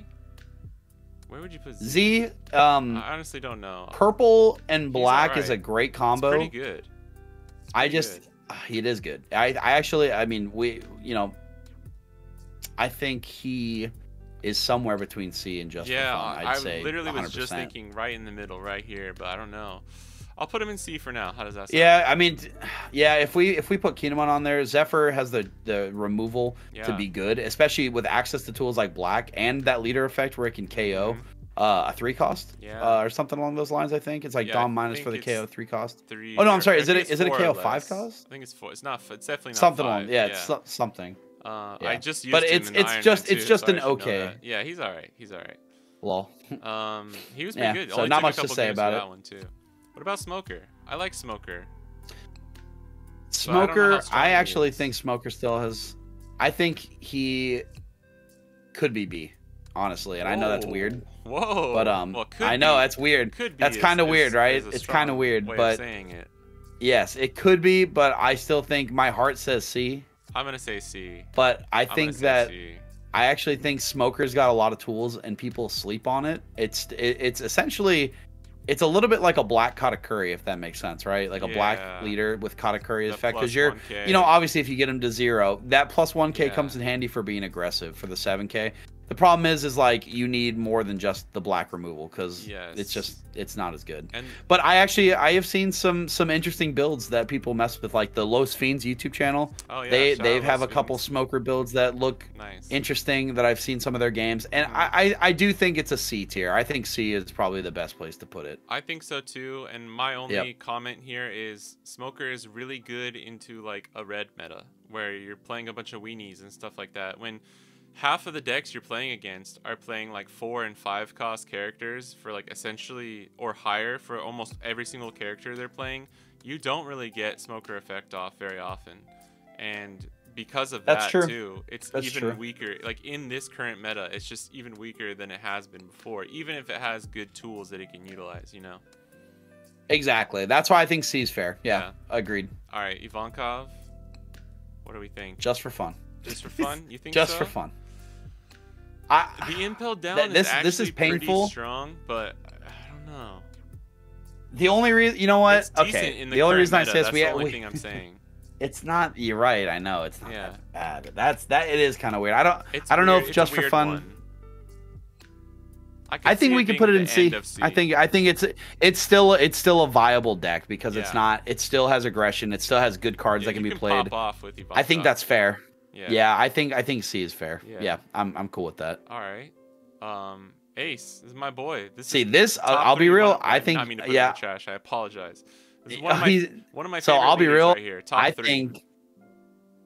I think people are gonna I'm gonna put A. Flame me for this. Right. Joke intended. Nice. Sam, I'm on board. A. Sam, I'm on board. Let's go. A. Let's go. A. Let's go, dude. A. I play a lot of Ace on against I play against a lot of Aces on Simulator, and that deck can be very very tough to beat. It's just good. It is, or anything that it's just a very good deck for the format right now. Yeah. I think Ace, any kind of removal in general is good, and it's good against Purple Luffy. Anel, it's not a bad matchup. So I think at least in the current meta, man, I feel like we're gonna get flamed on that one, like honestly. But I actually low A, high B. Yeah. Low A, high B is where I'd put it. Okay, I have bias because Ace was my favorite leader through like OP3 and 4. I was playing a little bit of Nami, but I loved Ace, and it just sucked because we got the restrictions in North America for all the red cards. So he couldn't be as good as he should have, right? Bye Ace. Yeah, but bye Ace. Sorry. Now you're seeing his true power in OP05, and just he plays well into the meta matches. I think just how well his matchups are into the current meta puts him at A for me. Can't go any lower than that. Agreed. Even if it's the end of A, it's gotta be on A. board. Yeah. Okay. Yeah. No, I'm on board. I'm on board. Okay, cool. What about Kuro? Kuro's a sleeper hit, but I don't know where to put him. Right? Did you say B? Just for fun or C? Oh no. I think I put him C. I'd put him above Zeph because Kuro has. I'll be real. Kuro can steal games. Kuro has the double swing potential. With Django, it's not. Yeah. I think it's Yeah, I mean, this one's kind of funky. I just wish I had more experience against it. But here's the thing: I've played against really good Kuro players like last set. Yeah, last set I would put him at like B, maybe 4.5 tier 4.5. Yeah, I think like A for the 4.5 meta. Yeah, agreed. But yeah. Actually, I think it was more like set 3.5 is when he was really popping off, because there was a Kuro that when Zoro was a menace, Kuro was a great counter. Yeah. I think Batsu and Will to Win like topped huge regionals with Kuro, so that's really cool. They did. Shout out Batsu for the sim. That was that. Thank you so much. Yeah, for real. Honestly, you are our hero. You are the god. Yeah, I think C's fine. I think C's fair. All right. I think that's I don't know. I don't see anything it being above that, or it's more than just for fun too. There's enough East Blue cards to make it viable, and it's decent. So. And you know, for stuff we don't have as much experience, we're just taking a guess here. So let us know if we're jabronis and we're getting everything wrong. Where would you put Arlong? Because I like Arlong a lot. I love Arlong. I love Arlong, but it's just. I knew you were gonna say but after that. Seeing it, I just can't see it in the same tier as all those decks. It's a C tier. C? It's a C tier. I think C is fair. I'd put him above Kinemon though, to be honest. Yeah. I think that yellow and green triggers are good enough where he's actually he's a pretty decent leader. Yeah. The problem is that you lose. I just feel like that deck just loses tempo so fast. Right. I mean, my roommate or my brother really, he topped a championship with Arlong and did really well. And it, not gonna lie, shout out Chrono Brock. Yeah. But literally it was he played against a bunch of Laws and a bunch of Zoros, and that deck goes well into that meta. But now that we're kind of away from the red meta, now just putting one body down a turn is just not enough because it just gets popped. Yep, that's true. Literally, Arlong's first 2 turns are swing 7 and play a body, and then they just get popped by Sakazuki. They get thunderbolted. They get what's it called? Purple Luffy can just ramp with Polly and kill it. It's just not there. So I think C tier or just for fun. Yeah. Honestly, unfortunately, I love the deck itself though, and I do think when we get when we see some of the Fishman cards from set 6, I think we might be able. Yeah, I actually think there's a few cards that make it more viable. Arlong is I've played some locals where people bought Arlong and it's actually decent. You got the new 4-cost Arlong that can stop your leader from attacking. That's a really good card. And then you got Hody Jones, which is a 7-cost 8K rusher that rests up to 2 characters or Dawn. So yeah, it's gonna be really good. Right now, it just doesn't have the tools. Makes sense. Yeah. All right. Yep. Iceberg surprise. It's best decking format, guys. People shit guys, on it's the only deck that can compete. They shit on Iceberg, but put it in the just put it on the. Are we putting it in the trash? I have a local player that plays that deck. Yeah. And he just he doesn't win with it. Are you telling me he doesn't win with Iceberg? No, he wins, bro. He wins every tournament. No, of course not. No, it's just I feel bad. I'm not trying to flame anybody out there who believes in it. Yeah. I actually do think so you want to know what I was thinking though is that now that you've got 5-cost purple kid, you can get that out on turn 1 or turn 2. So now after that, when you Dawn minus using the leader's effect to play another body, you get that Dawn back. That's true. So does it work with, is it only Water 7 or does it work with any character? I would just take a look real fast. Can you? I forgot. Hold on. I actually think it's. Let me look. One Piece players be like. One Piece card. Yeah. Whoops. I'm flaming the card without even knowing the full effect. I know it does something. It's Galley Law. Something stupid. It's got to be Galley Law. Oh, and okay. It's well, no, I know, but 7. you okay. Hold on. He would be so much. You can only play a galley. You can only play a galley law with that effect. Okay, so essentially you need to wait till you have 5 Dawn. So if you go first, you wait till turn 3, you play the 5-cost, and then you use the Dawn minus effect to play the galley law, and then you'll get 2 bodies for 5 Dawn, and you get 1 Dawn back. So that's actually pretty decent. So you weren't wrong. But so you just can only cheat out the card that's the galley law, not the actual kid, which would be awesome. Yeah. But just so we're aware, it's Splish Splash stays in the trash. All right, Rob Lucci. Water 7, baby. What do you know what? Rob Lucci is a very strong. I think he's strong. I think Rob Lucci is still a strong deck. I kind of like that. I'm gonna put him below. I think B is completely fine. He's a little bit of a sleeper. New Rob Lucci leader coming out in OP07 too. We'll see how that goes. Let's just put him there for now. Black Yellow Mom. She's actually pretty strong. Black Yellow Mom is better than what people give her credit for. I agree. I'll be real. I think she's B. Like right. I think she's B. Oh wow, really? Maybe high C, low B. Yeah. She's a deck that like when you see her, it's tough, dude. Yellow in general is tough. Just so good. Like it's just a hard. Yeah. It's a hard color to beat, but I think maybe she's the queen of C. Yeah. Yeah. I You know what? That. I think I like that a lot. I think she's the queen of C for sure. For sure. All right. Blue, purple croc. I like the blue, purple croc and Kaidos. It's better than just for fun. I'll tell you that right now. But it's not A. Yeah. It's not B. I think it's pretty high C. Mom. Maybe right under Dofi.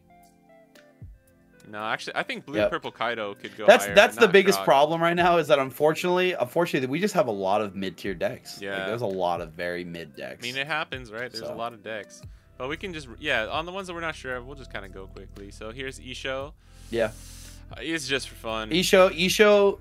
I would maybe put him above I agree. Odin. I don't think it's a bad. Yeah, it's not a bad deck, but it's not like anyone's gonna play it. I don't think anyone. No. I'll be real. I've never lost to an Isho deck. Like even I when don't people know were if I have playing it when it either. first came out, Mm-hmm. I never lost. Yeah. So I just feel like that just right there alone means it's probably not anywhere near the other decks. Yeah. Yeah, I think just for fun's fine. What about Rebecca? I value Rebecca. You might think highly. this is you might think this is a shocking thing, but Rebecca might be A tier. Okay. Rebecca might be A Dude, tier. we're on If the we're same talking wavelengths meta, here. I think Rebecca should go right under Ace. Maybe even above Rebecca. Ace. Dude, I think people don't understand how good the 7-drop Luffy? Gear 4th Luffy is. That card devours a lot of the meta. Well, it's very good. So here's the thing. I actually do think A is good, but I do think more realistically she is a high B. Like realistically, like A tier we have to imagine. A tier is the A tier.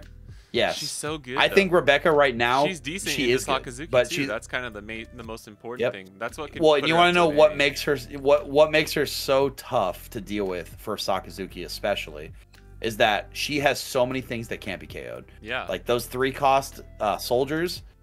Like the fact that you have to bottom deck them, so that forces you to use one of 4 cards in your deck, or and your Borsalinos. Hound Blazes, all that other stuff. So you're pretty comfortable with those bodies, and they get to do work on your opponent's life. But like the only reason I don't put it into A is because and the only reason I don't put it into A is because I do feel like Purple Luffy and Katakuri and Enel just really mow it. I think Katakuri kind of destroys Enel's Rebecca, tough. and Enel does too. And that was the problem because I remember.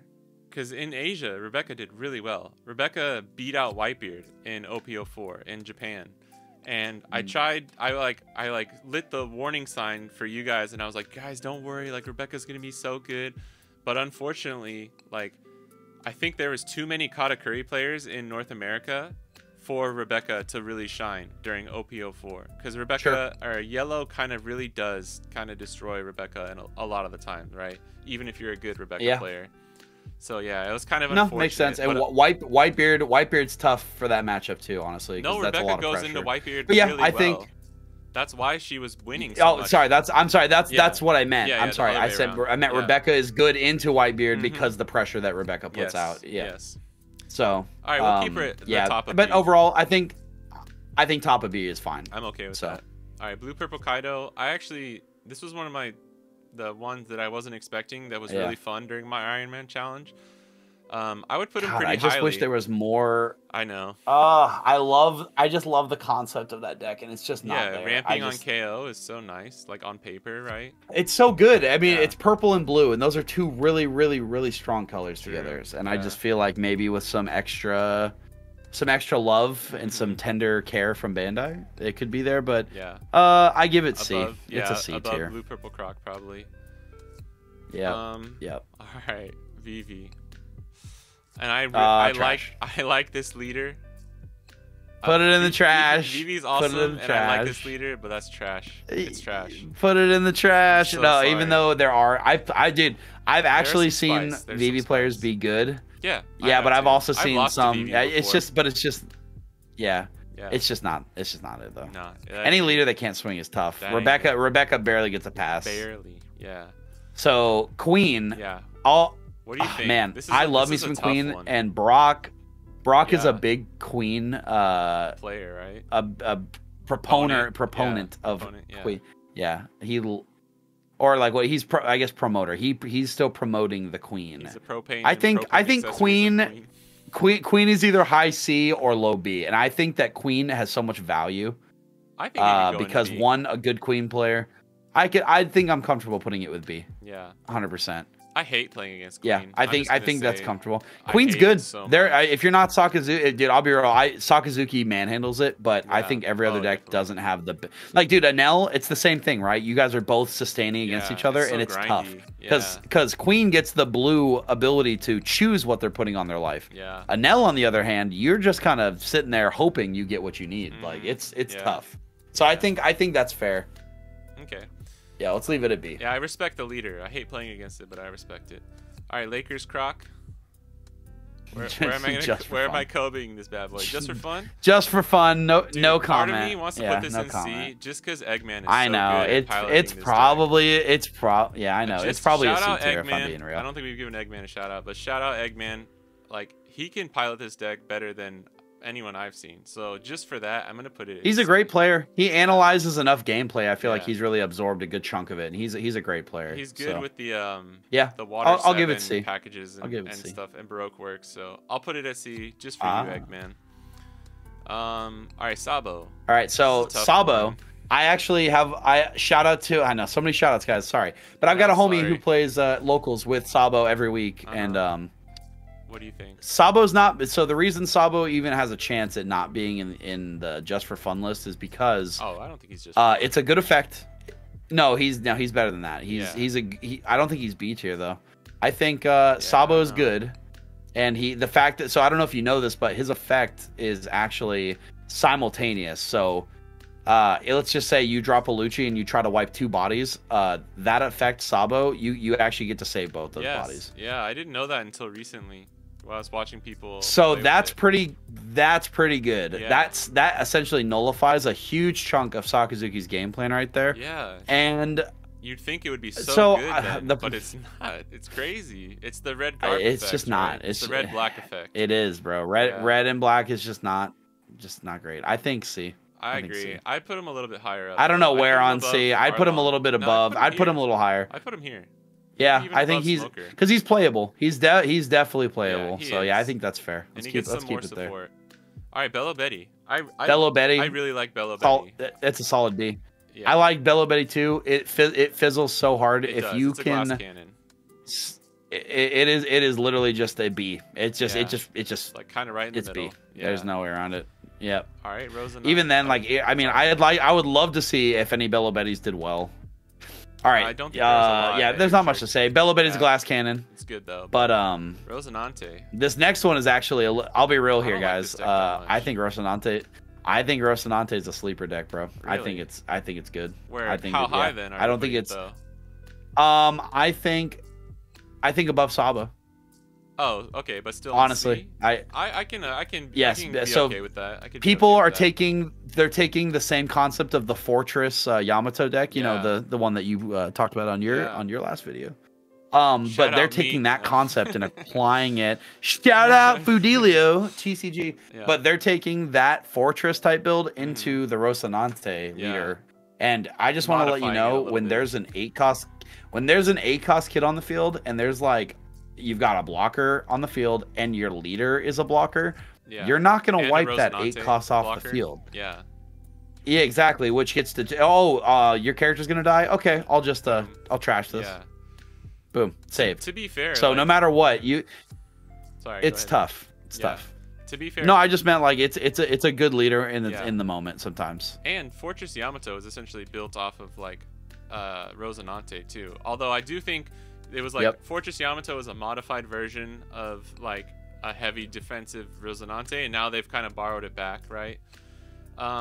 This mono blue Luffy, nobody's got a lot of play with this, right? Because it's like only on the sim, essentially. Just for fun. Yeah, this is just for fun. Yeah, we'll put it up there. It gets some good draw and some combos, it might be better. I know people have talked about the potential. I just feel like we don't have enough data to give it. Yeah. I think it just for fun is fair because I don't think it's trash. I think the effect's good. It's like when you have like 4 or less cards, draw a card or something. I don't know, something like that. Yeah, I think it's 3 right? or less. I don't know. Yeah. But that's essentially. Yeah, it's yeah, it's cool, but yeah, nothing competitive about it that I can think. It doesn't have enough strong combos to actually make it worth it, right? Yeah, it's 3 or less. Dawn 1 when attacking 3 or less cards, you can draw a card. But yeah, what do you think of Kid? Because actually, I know you played Kid a little bit back in OP01. Yeah, Kid was probably what I landed on. If you got a gun to my head and was like, what was your OP01 main? I would probably say Kid. I love him. He's a good leader. Yeah, that's fair. I was more of a Kaido guy, but I liked Kid because I'll be real, in a double swing on any. So good. If you've played any card game before, any card that has double attack or double swing, it's just good. Most of the time, it's good. But right now, I don't know. I think maybe high C. It's not B, C. It's not. It's not B. C. Just yeah, unfortunately, queen, green is just in a. I think green is in a bad spot. But I also think that there's just different ways of people playing it. So I don't know. I just feel like the film package of green is just not great right now, so it's just not played. True. But I wouldn't be surprised if someone did well with it in an event. You know what I mean? This is a I think B's fair. I think B's fair. Future too. It'll always. It's a decent leader effect, so it will always come back in a strong with a better package. We're just gonna do this. Probably put this below EV. We don't need to talk about it. It's trash. Blue Croc is another one. Red Uta barely. Yeah, sorry. Blue Croc is a high. Blue Croc is a high B. You think high B? 100%. This is another one that I 100%. As someone, I've been playing the competitive sim, and there are some good Blue Croc players. I could put him above. I think yeah. What do you think? Because I agree. I agree. He's not my leader, but I'm obviously over the past, even in the last set, people were going ham with some Blue Croc. Yep, it's good. Yeah, it's a good deck. But yeah, nothing too much. I don't think it's the secret A tier. No. But Kaido, man, Kaido. I like Kaido a lot. I think I like his leader effect a lot. I actually think Kaido's better right now than people give him credit for. I agree. I think he's actually has some potential. I was actually thinking about this the other day. I was like, if I wanted to rebuild some purple and just see if this was a viable choice. Yeah. Unfortunately, though, I do think we need to put him in the C. I think you're right. Looking maybe right at this right here, now, maybe. I think no one has produced an amazing list that makes him like jump into the A tier. Yeah. So yeah. All right. Yellow Big Mom starter deck. C. It's yellow. No, it gets 10 cost Big Mom. Yellow so inherently. I think yellow. Can't put yellow inherently gets like a low B score automatically. Wow. Okay. I think being able to choose your triggers. I mean, maybe. You know what? That feels right. That feels right. Chalkrah is just that so feels much right. better. C. Yeah. C feels right. Okay. Yeah. That feels right. Mono Black Luffy. Black Luffy, just for fun. Just for fun. At the top, maybe he's I'm sure people have tops with him though. You know. I know. Like multiple. Yeah, but literally, it was like one tournament, and then after that, it was there's like, a few. Yeah.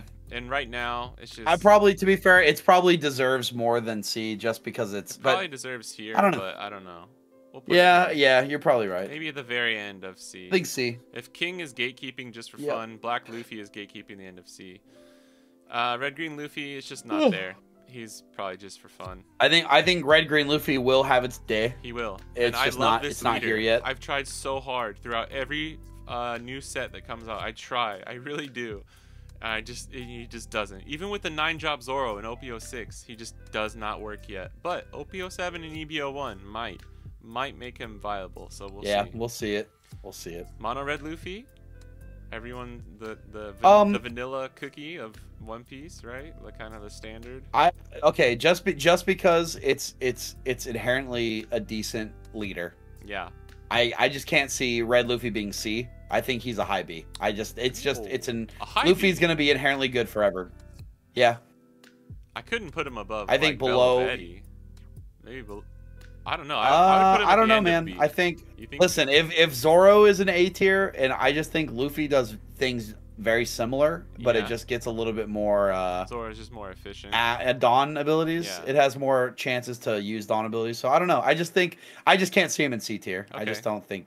It's that bad. I respect that. I'll give you that one then. I'll put him around here. Yep. It's okay. That might be a hot take, though. Just letting you know, that might be kind of a hot take. That feels a little hot takey. It's a little hot take. That's a little bit of a hot take, but that's okay. We want some of those. This has been a pretty freaking vanilla, like a pretty lukewarm. I just sometimes like you know what I mean. I just feel like sometimes you have to go with your gut, right? Yes. And I'm like, in my mind, I'm like, I just don't think Luffy's bad. I think. Yeah. I mean, I think if someone showed up at a tournament and played Luffy, they'd be fine because here's the thing. Red still has great cards. Yeah, you just that leader effect gives you 11 Dawn. Yeah. It's just you just have 11 Dawn to play with. It's just inherently a decent effect with tons of backup cards. Like, dude, the Straw Hat package for anything is always good. So hey, I don't know. I just feel like with the cards in rotation, that's a safe first try. That's a safe call. First to give try in the Iron Man, so he's still pretty good. First build I built. First try, first game I won with Red Luffy. So yeah, people can sleep on Red all they want now, but let's not forget it was the top tier deck for 3 sets of them. Yeah. So. All right, Yellow Yamato, a deck that I wanted to just work. for fun. Yeah, I would actually put this near just the top. For fun. I'd put it above King, honestly. Actually, I would too. I think it's like a wipe. I mean, to be fair, people played it. I actually played a few Yamatos in regionals before, and they're not bad. It's not bad decks at all. It's actually. And that's at the end of the day. Like, I just want to disclaimer this is that any one of these decks can win. Any one of them. Like except for maybe the trash. Uta. No, but even that stays in the trash. Hey, I but they can win, still like, you can steal wins as a good Iron Man. You just put that's card game. Yeah, so yeah, exactly. That's why I just want to disclaimer and be like, I think that these decks can do really well. Even if you shut up at a tournament with your red, green Luffy or Yamato, you could still win. 100%, especially locals. Like you can win anything. Yeah. So, but we're trying to, I guess, keep it in the scope of this set. And I don't, and North American Nationals. So yeah. All right, purple Shanks. Exactly. I'm putting this in the trash. I think Shanks is worse than Uta, because at least Red has a better card pool you can pull from. You know. Yeah. Well, you get more. You get more film red stuff. Yeah. Red film stuff. Yeah. So it has more support. Shanks currently. is just terrible. His leader effect is just god awful. It's bad. All right. Black Sakazuki. Right. I think we can throw it in the C tier. I think it's C tier. I don't think it's because of how good Black is. Black is, yeah. I think it's the end of C tier. Okay, yeah. Or just for fun, honestly. We could just put, but it's not very fun to play. Fun. Exactly. Yeah. I don't know. All right. You know, this is one. No, I think you put him where you want. This one just feels like. I just played with him recently too, and we did well actually. So that kind of makes me want to put him at C. But nah, because the scope of everything is the meta, right? And it's just you're never gonna play this if you're gonna play this Sakazuki. So it's just for fun. All right. This is one I'm excited about because we have this coming to America. What are you doing? I was gonna do the ultimate deck first since you guys have those already. I wanted to go Uta. I was so excited. Right, okay, it's fine. No, go for it. No, it's okay. Just because I'm excited and this is coming out in 2 weeks. This is the week after Nationals here in the U.S. Mm-hmm. I think this leader has potential. I don't think it's gonna be groundbreaking. I think Uta is gonna be a solid C tier, low B tier deck. I actually disagree. I think it's higher than that. Green Utas. You think it's B? Okay, so as someone who has played a bit, you're not gonna say it's A, are you? I might have a hot take here. No. As someone who's played a bit of Uta and seen it in Japan and stuff, Uta, the combo power and the draw power of essentially Dawn 1, you're drawing a card, almost guaranteed you're getting 2 cards per turn. Uta can get to 13 cards in hand faster than any deck I've ever seen, even faster than Reiju, who the whole point is to just draw cards in your hand. The only thing is, Sakazuki destroys Uta, just like Sakazuki destroys all the other film stuff. If Sakazuki wasn't so good, and then Moria does too later on, but we don't need to worry about that. Uta, I would put her, honestly, just my personal opinion, I would put her right here. High B tier. I don't have enough experience. I'm going to trust your opinion on this. I've only seen gameplay, and I've just looking at her effect. I do think that there is potential for that, especially green film cards aren't bad. I think the potential of the leader is really high. Like, if you really wanted to, you could talk me into it, and I'd put her a little bit lower down. But Uta's I can at least agree it's a B tier. I can agree. I'll agree it's B. Yeah, that's fair. I don't know if that's so. I think you're right. We'll give it to it. I don't think. I Maybe that put being her that in high A. on the B tier. I couldn't put her in A. No, just she's not. Just 'cause of the meta. I refuse to believe that she competes with all those A tier. It's just not. She's really good though. So I will okay, say. but now this is where things get a little All right. spicy, in my opinion. I'm a And red I've got a purple hot Luffy take stan. for one of these leaders. Ooh. All right. What do you I think about think Luffy I first? think Red Luffy is 1000% B tier. Yeah, I think agree. I maybe even Probably higher I than almost Yuta. want to say A.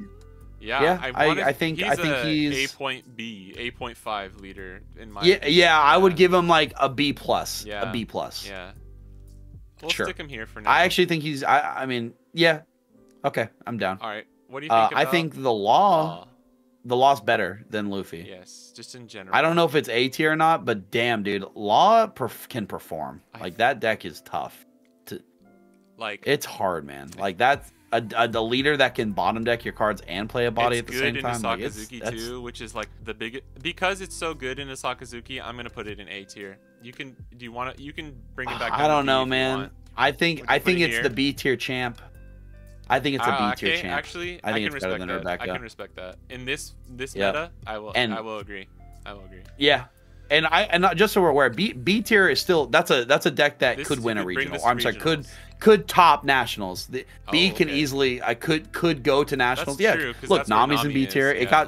It got top 8.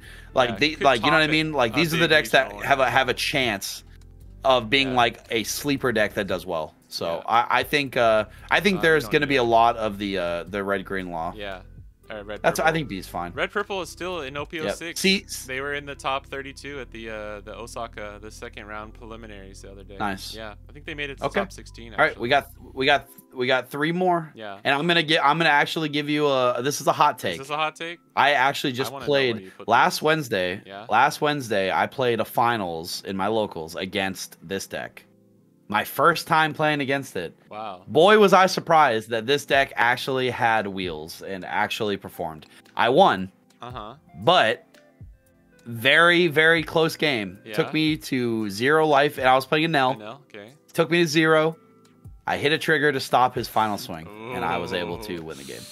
Okay. So Yeah. how high? So would you put it's it not, then? and I think, man, I think all these guys are just B. I think all of them are B. I think he's above Magellan, below Luffy, because I'll be real, he is this is an aggro deck that people have been sleeping on, but if you get the 5-cost kit out, the blocker, and you are using your leader effect, you're becoming a 7k for free.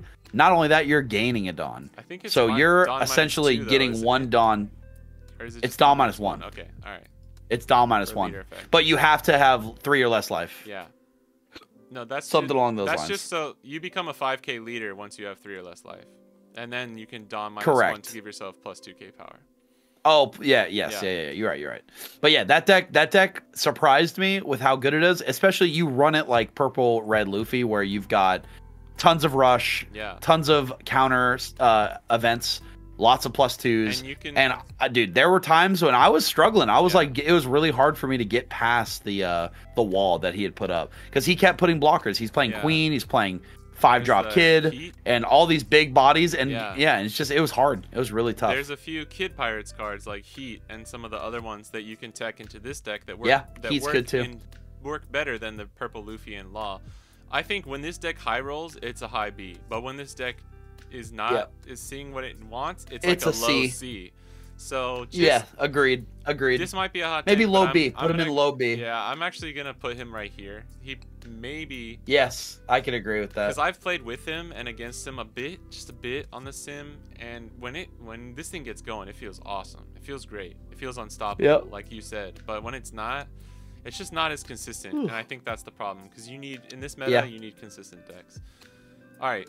I agree with it. Have you played with this leader yet? I have no experience. I have no experience with this deck. I have no idea. This deck is not currently in rotation here. So hold on. Let's put it back and let's do Sanji first, because the rest of these are all set 6 leaders technically. All right. Green Sanji. Just for fun. Here's where I'm putting it for right now. Yeah, I know you have a personal vendetta against the boy, But I think with the right pilot, I think the deck is not the worst. I think you could easily have fun with it and build, because it's a fun deck to build around, because green and blue is a fun combo. Yeah. That's a very good 2 colors to mesh together. Yeah. So I'd give it just for fun. I used to enjoy this leader.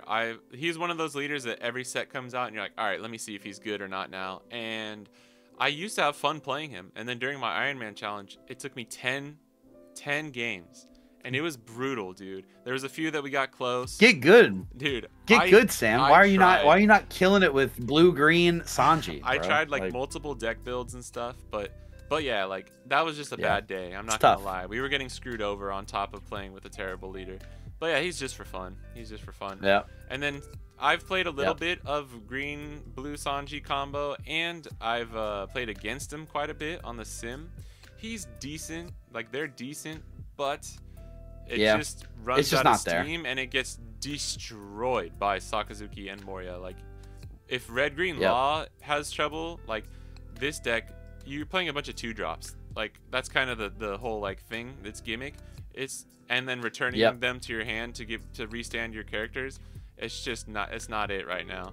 I put him in just for fun, right above this Sanji probably. Well, no. So we're so that's technically set 6. That releases in America with set 6. So we can continue. You can treat them like a It's the same day they released the starter deck and the. I think in Japan this came out before. This was at the end of set 5. Yeah, we're getting Uta early, because you guys got that deck first, then the Uta. We're getting Uta first, and then that's releasing with the Uta came out before Zoro and Sanji. I'm pretty sure. Oh, it did? Yeah. Oh, okay. Yeah. Interesting. I might be wrong, but I'm pretty sure. All right, well, either way.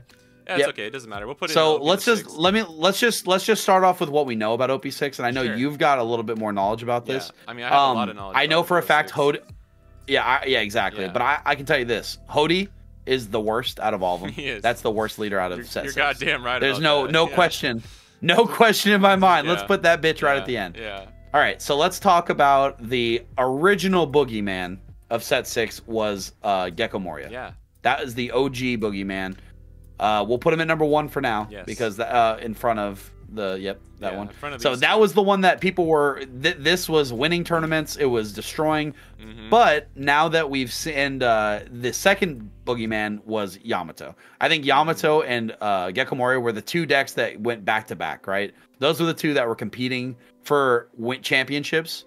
Well, I mean, obviously, I don't know if you agree with that. I think they were both the top played decks originally when the set released. What happened is Gecko Moria just starts topping and winning every single like non-regional event.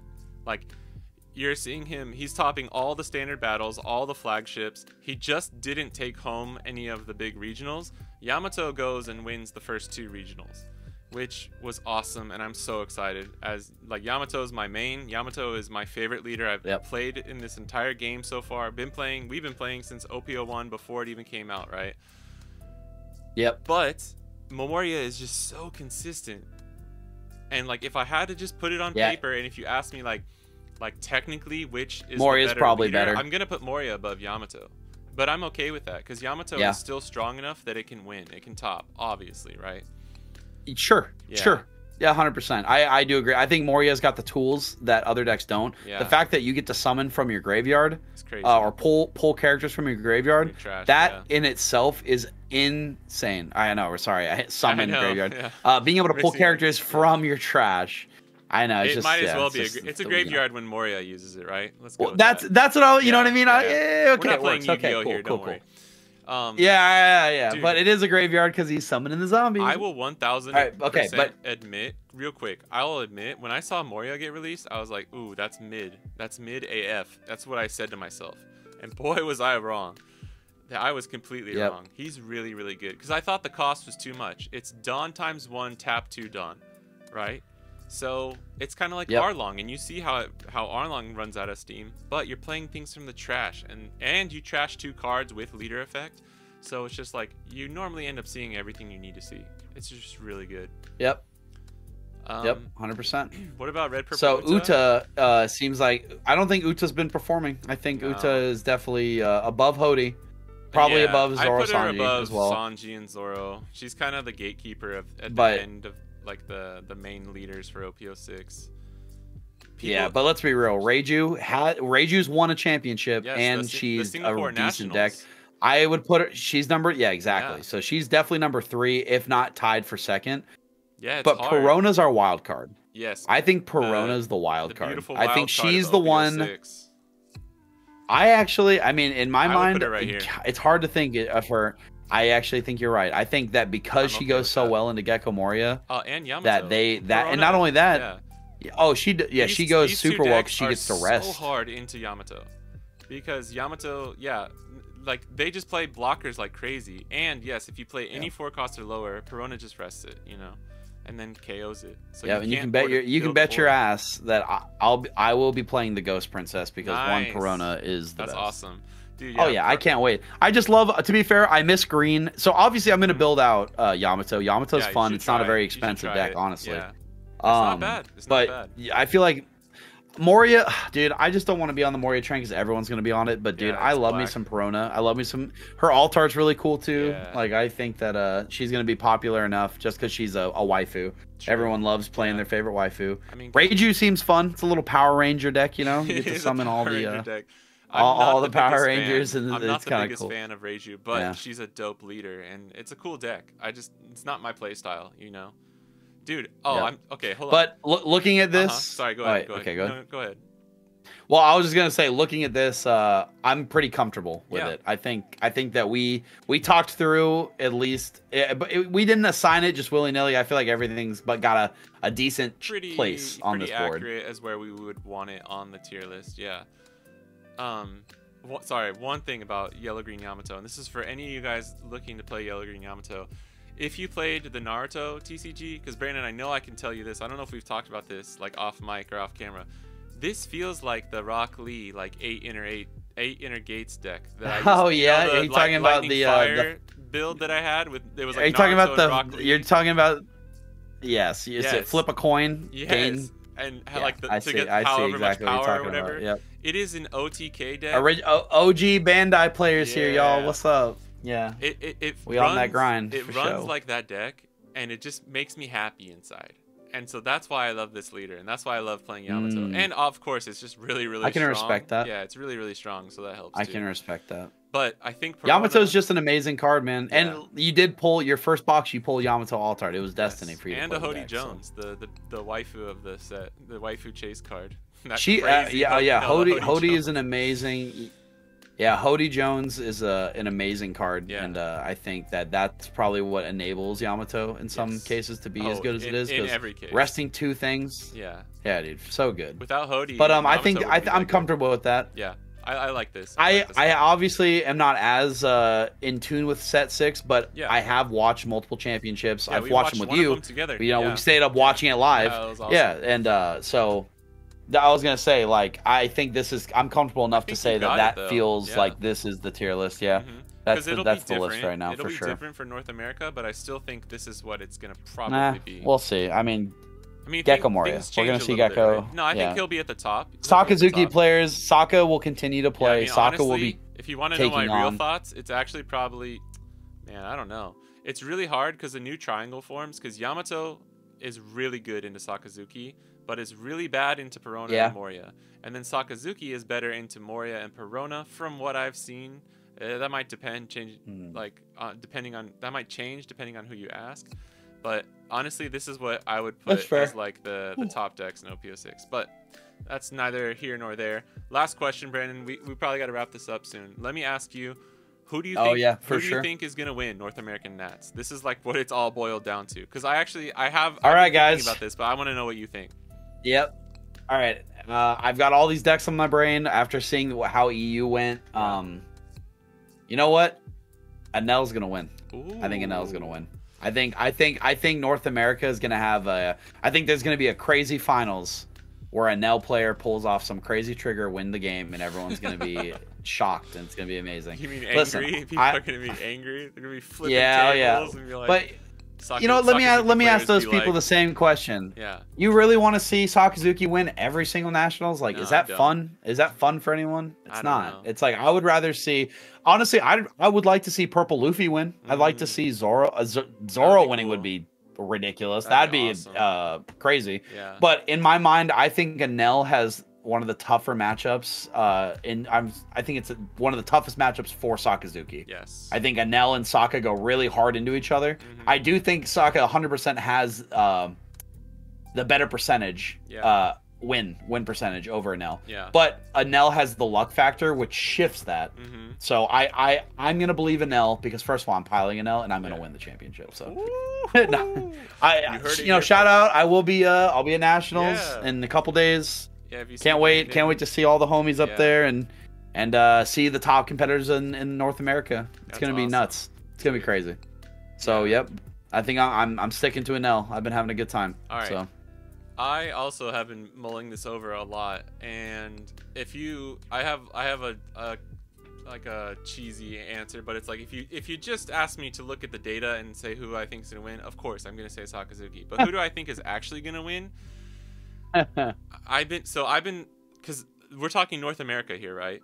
And my first guess was Enel. Yep. My first guess was actually Enel because it just seems like North American players are gravitating towards Enel a lot more than some of the other regions, and they're piloting it really, really well. And yes, of course, if you get a little lucky, you win. It's won the most regionals in North America so far in OP05. But I actually think Katakuri is gonna win.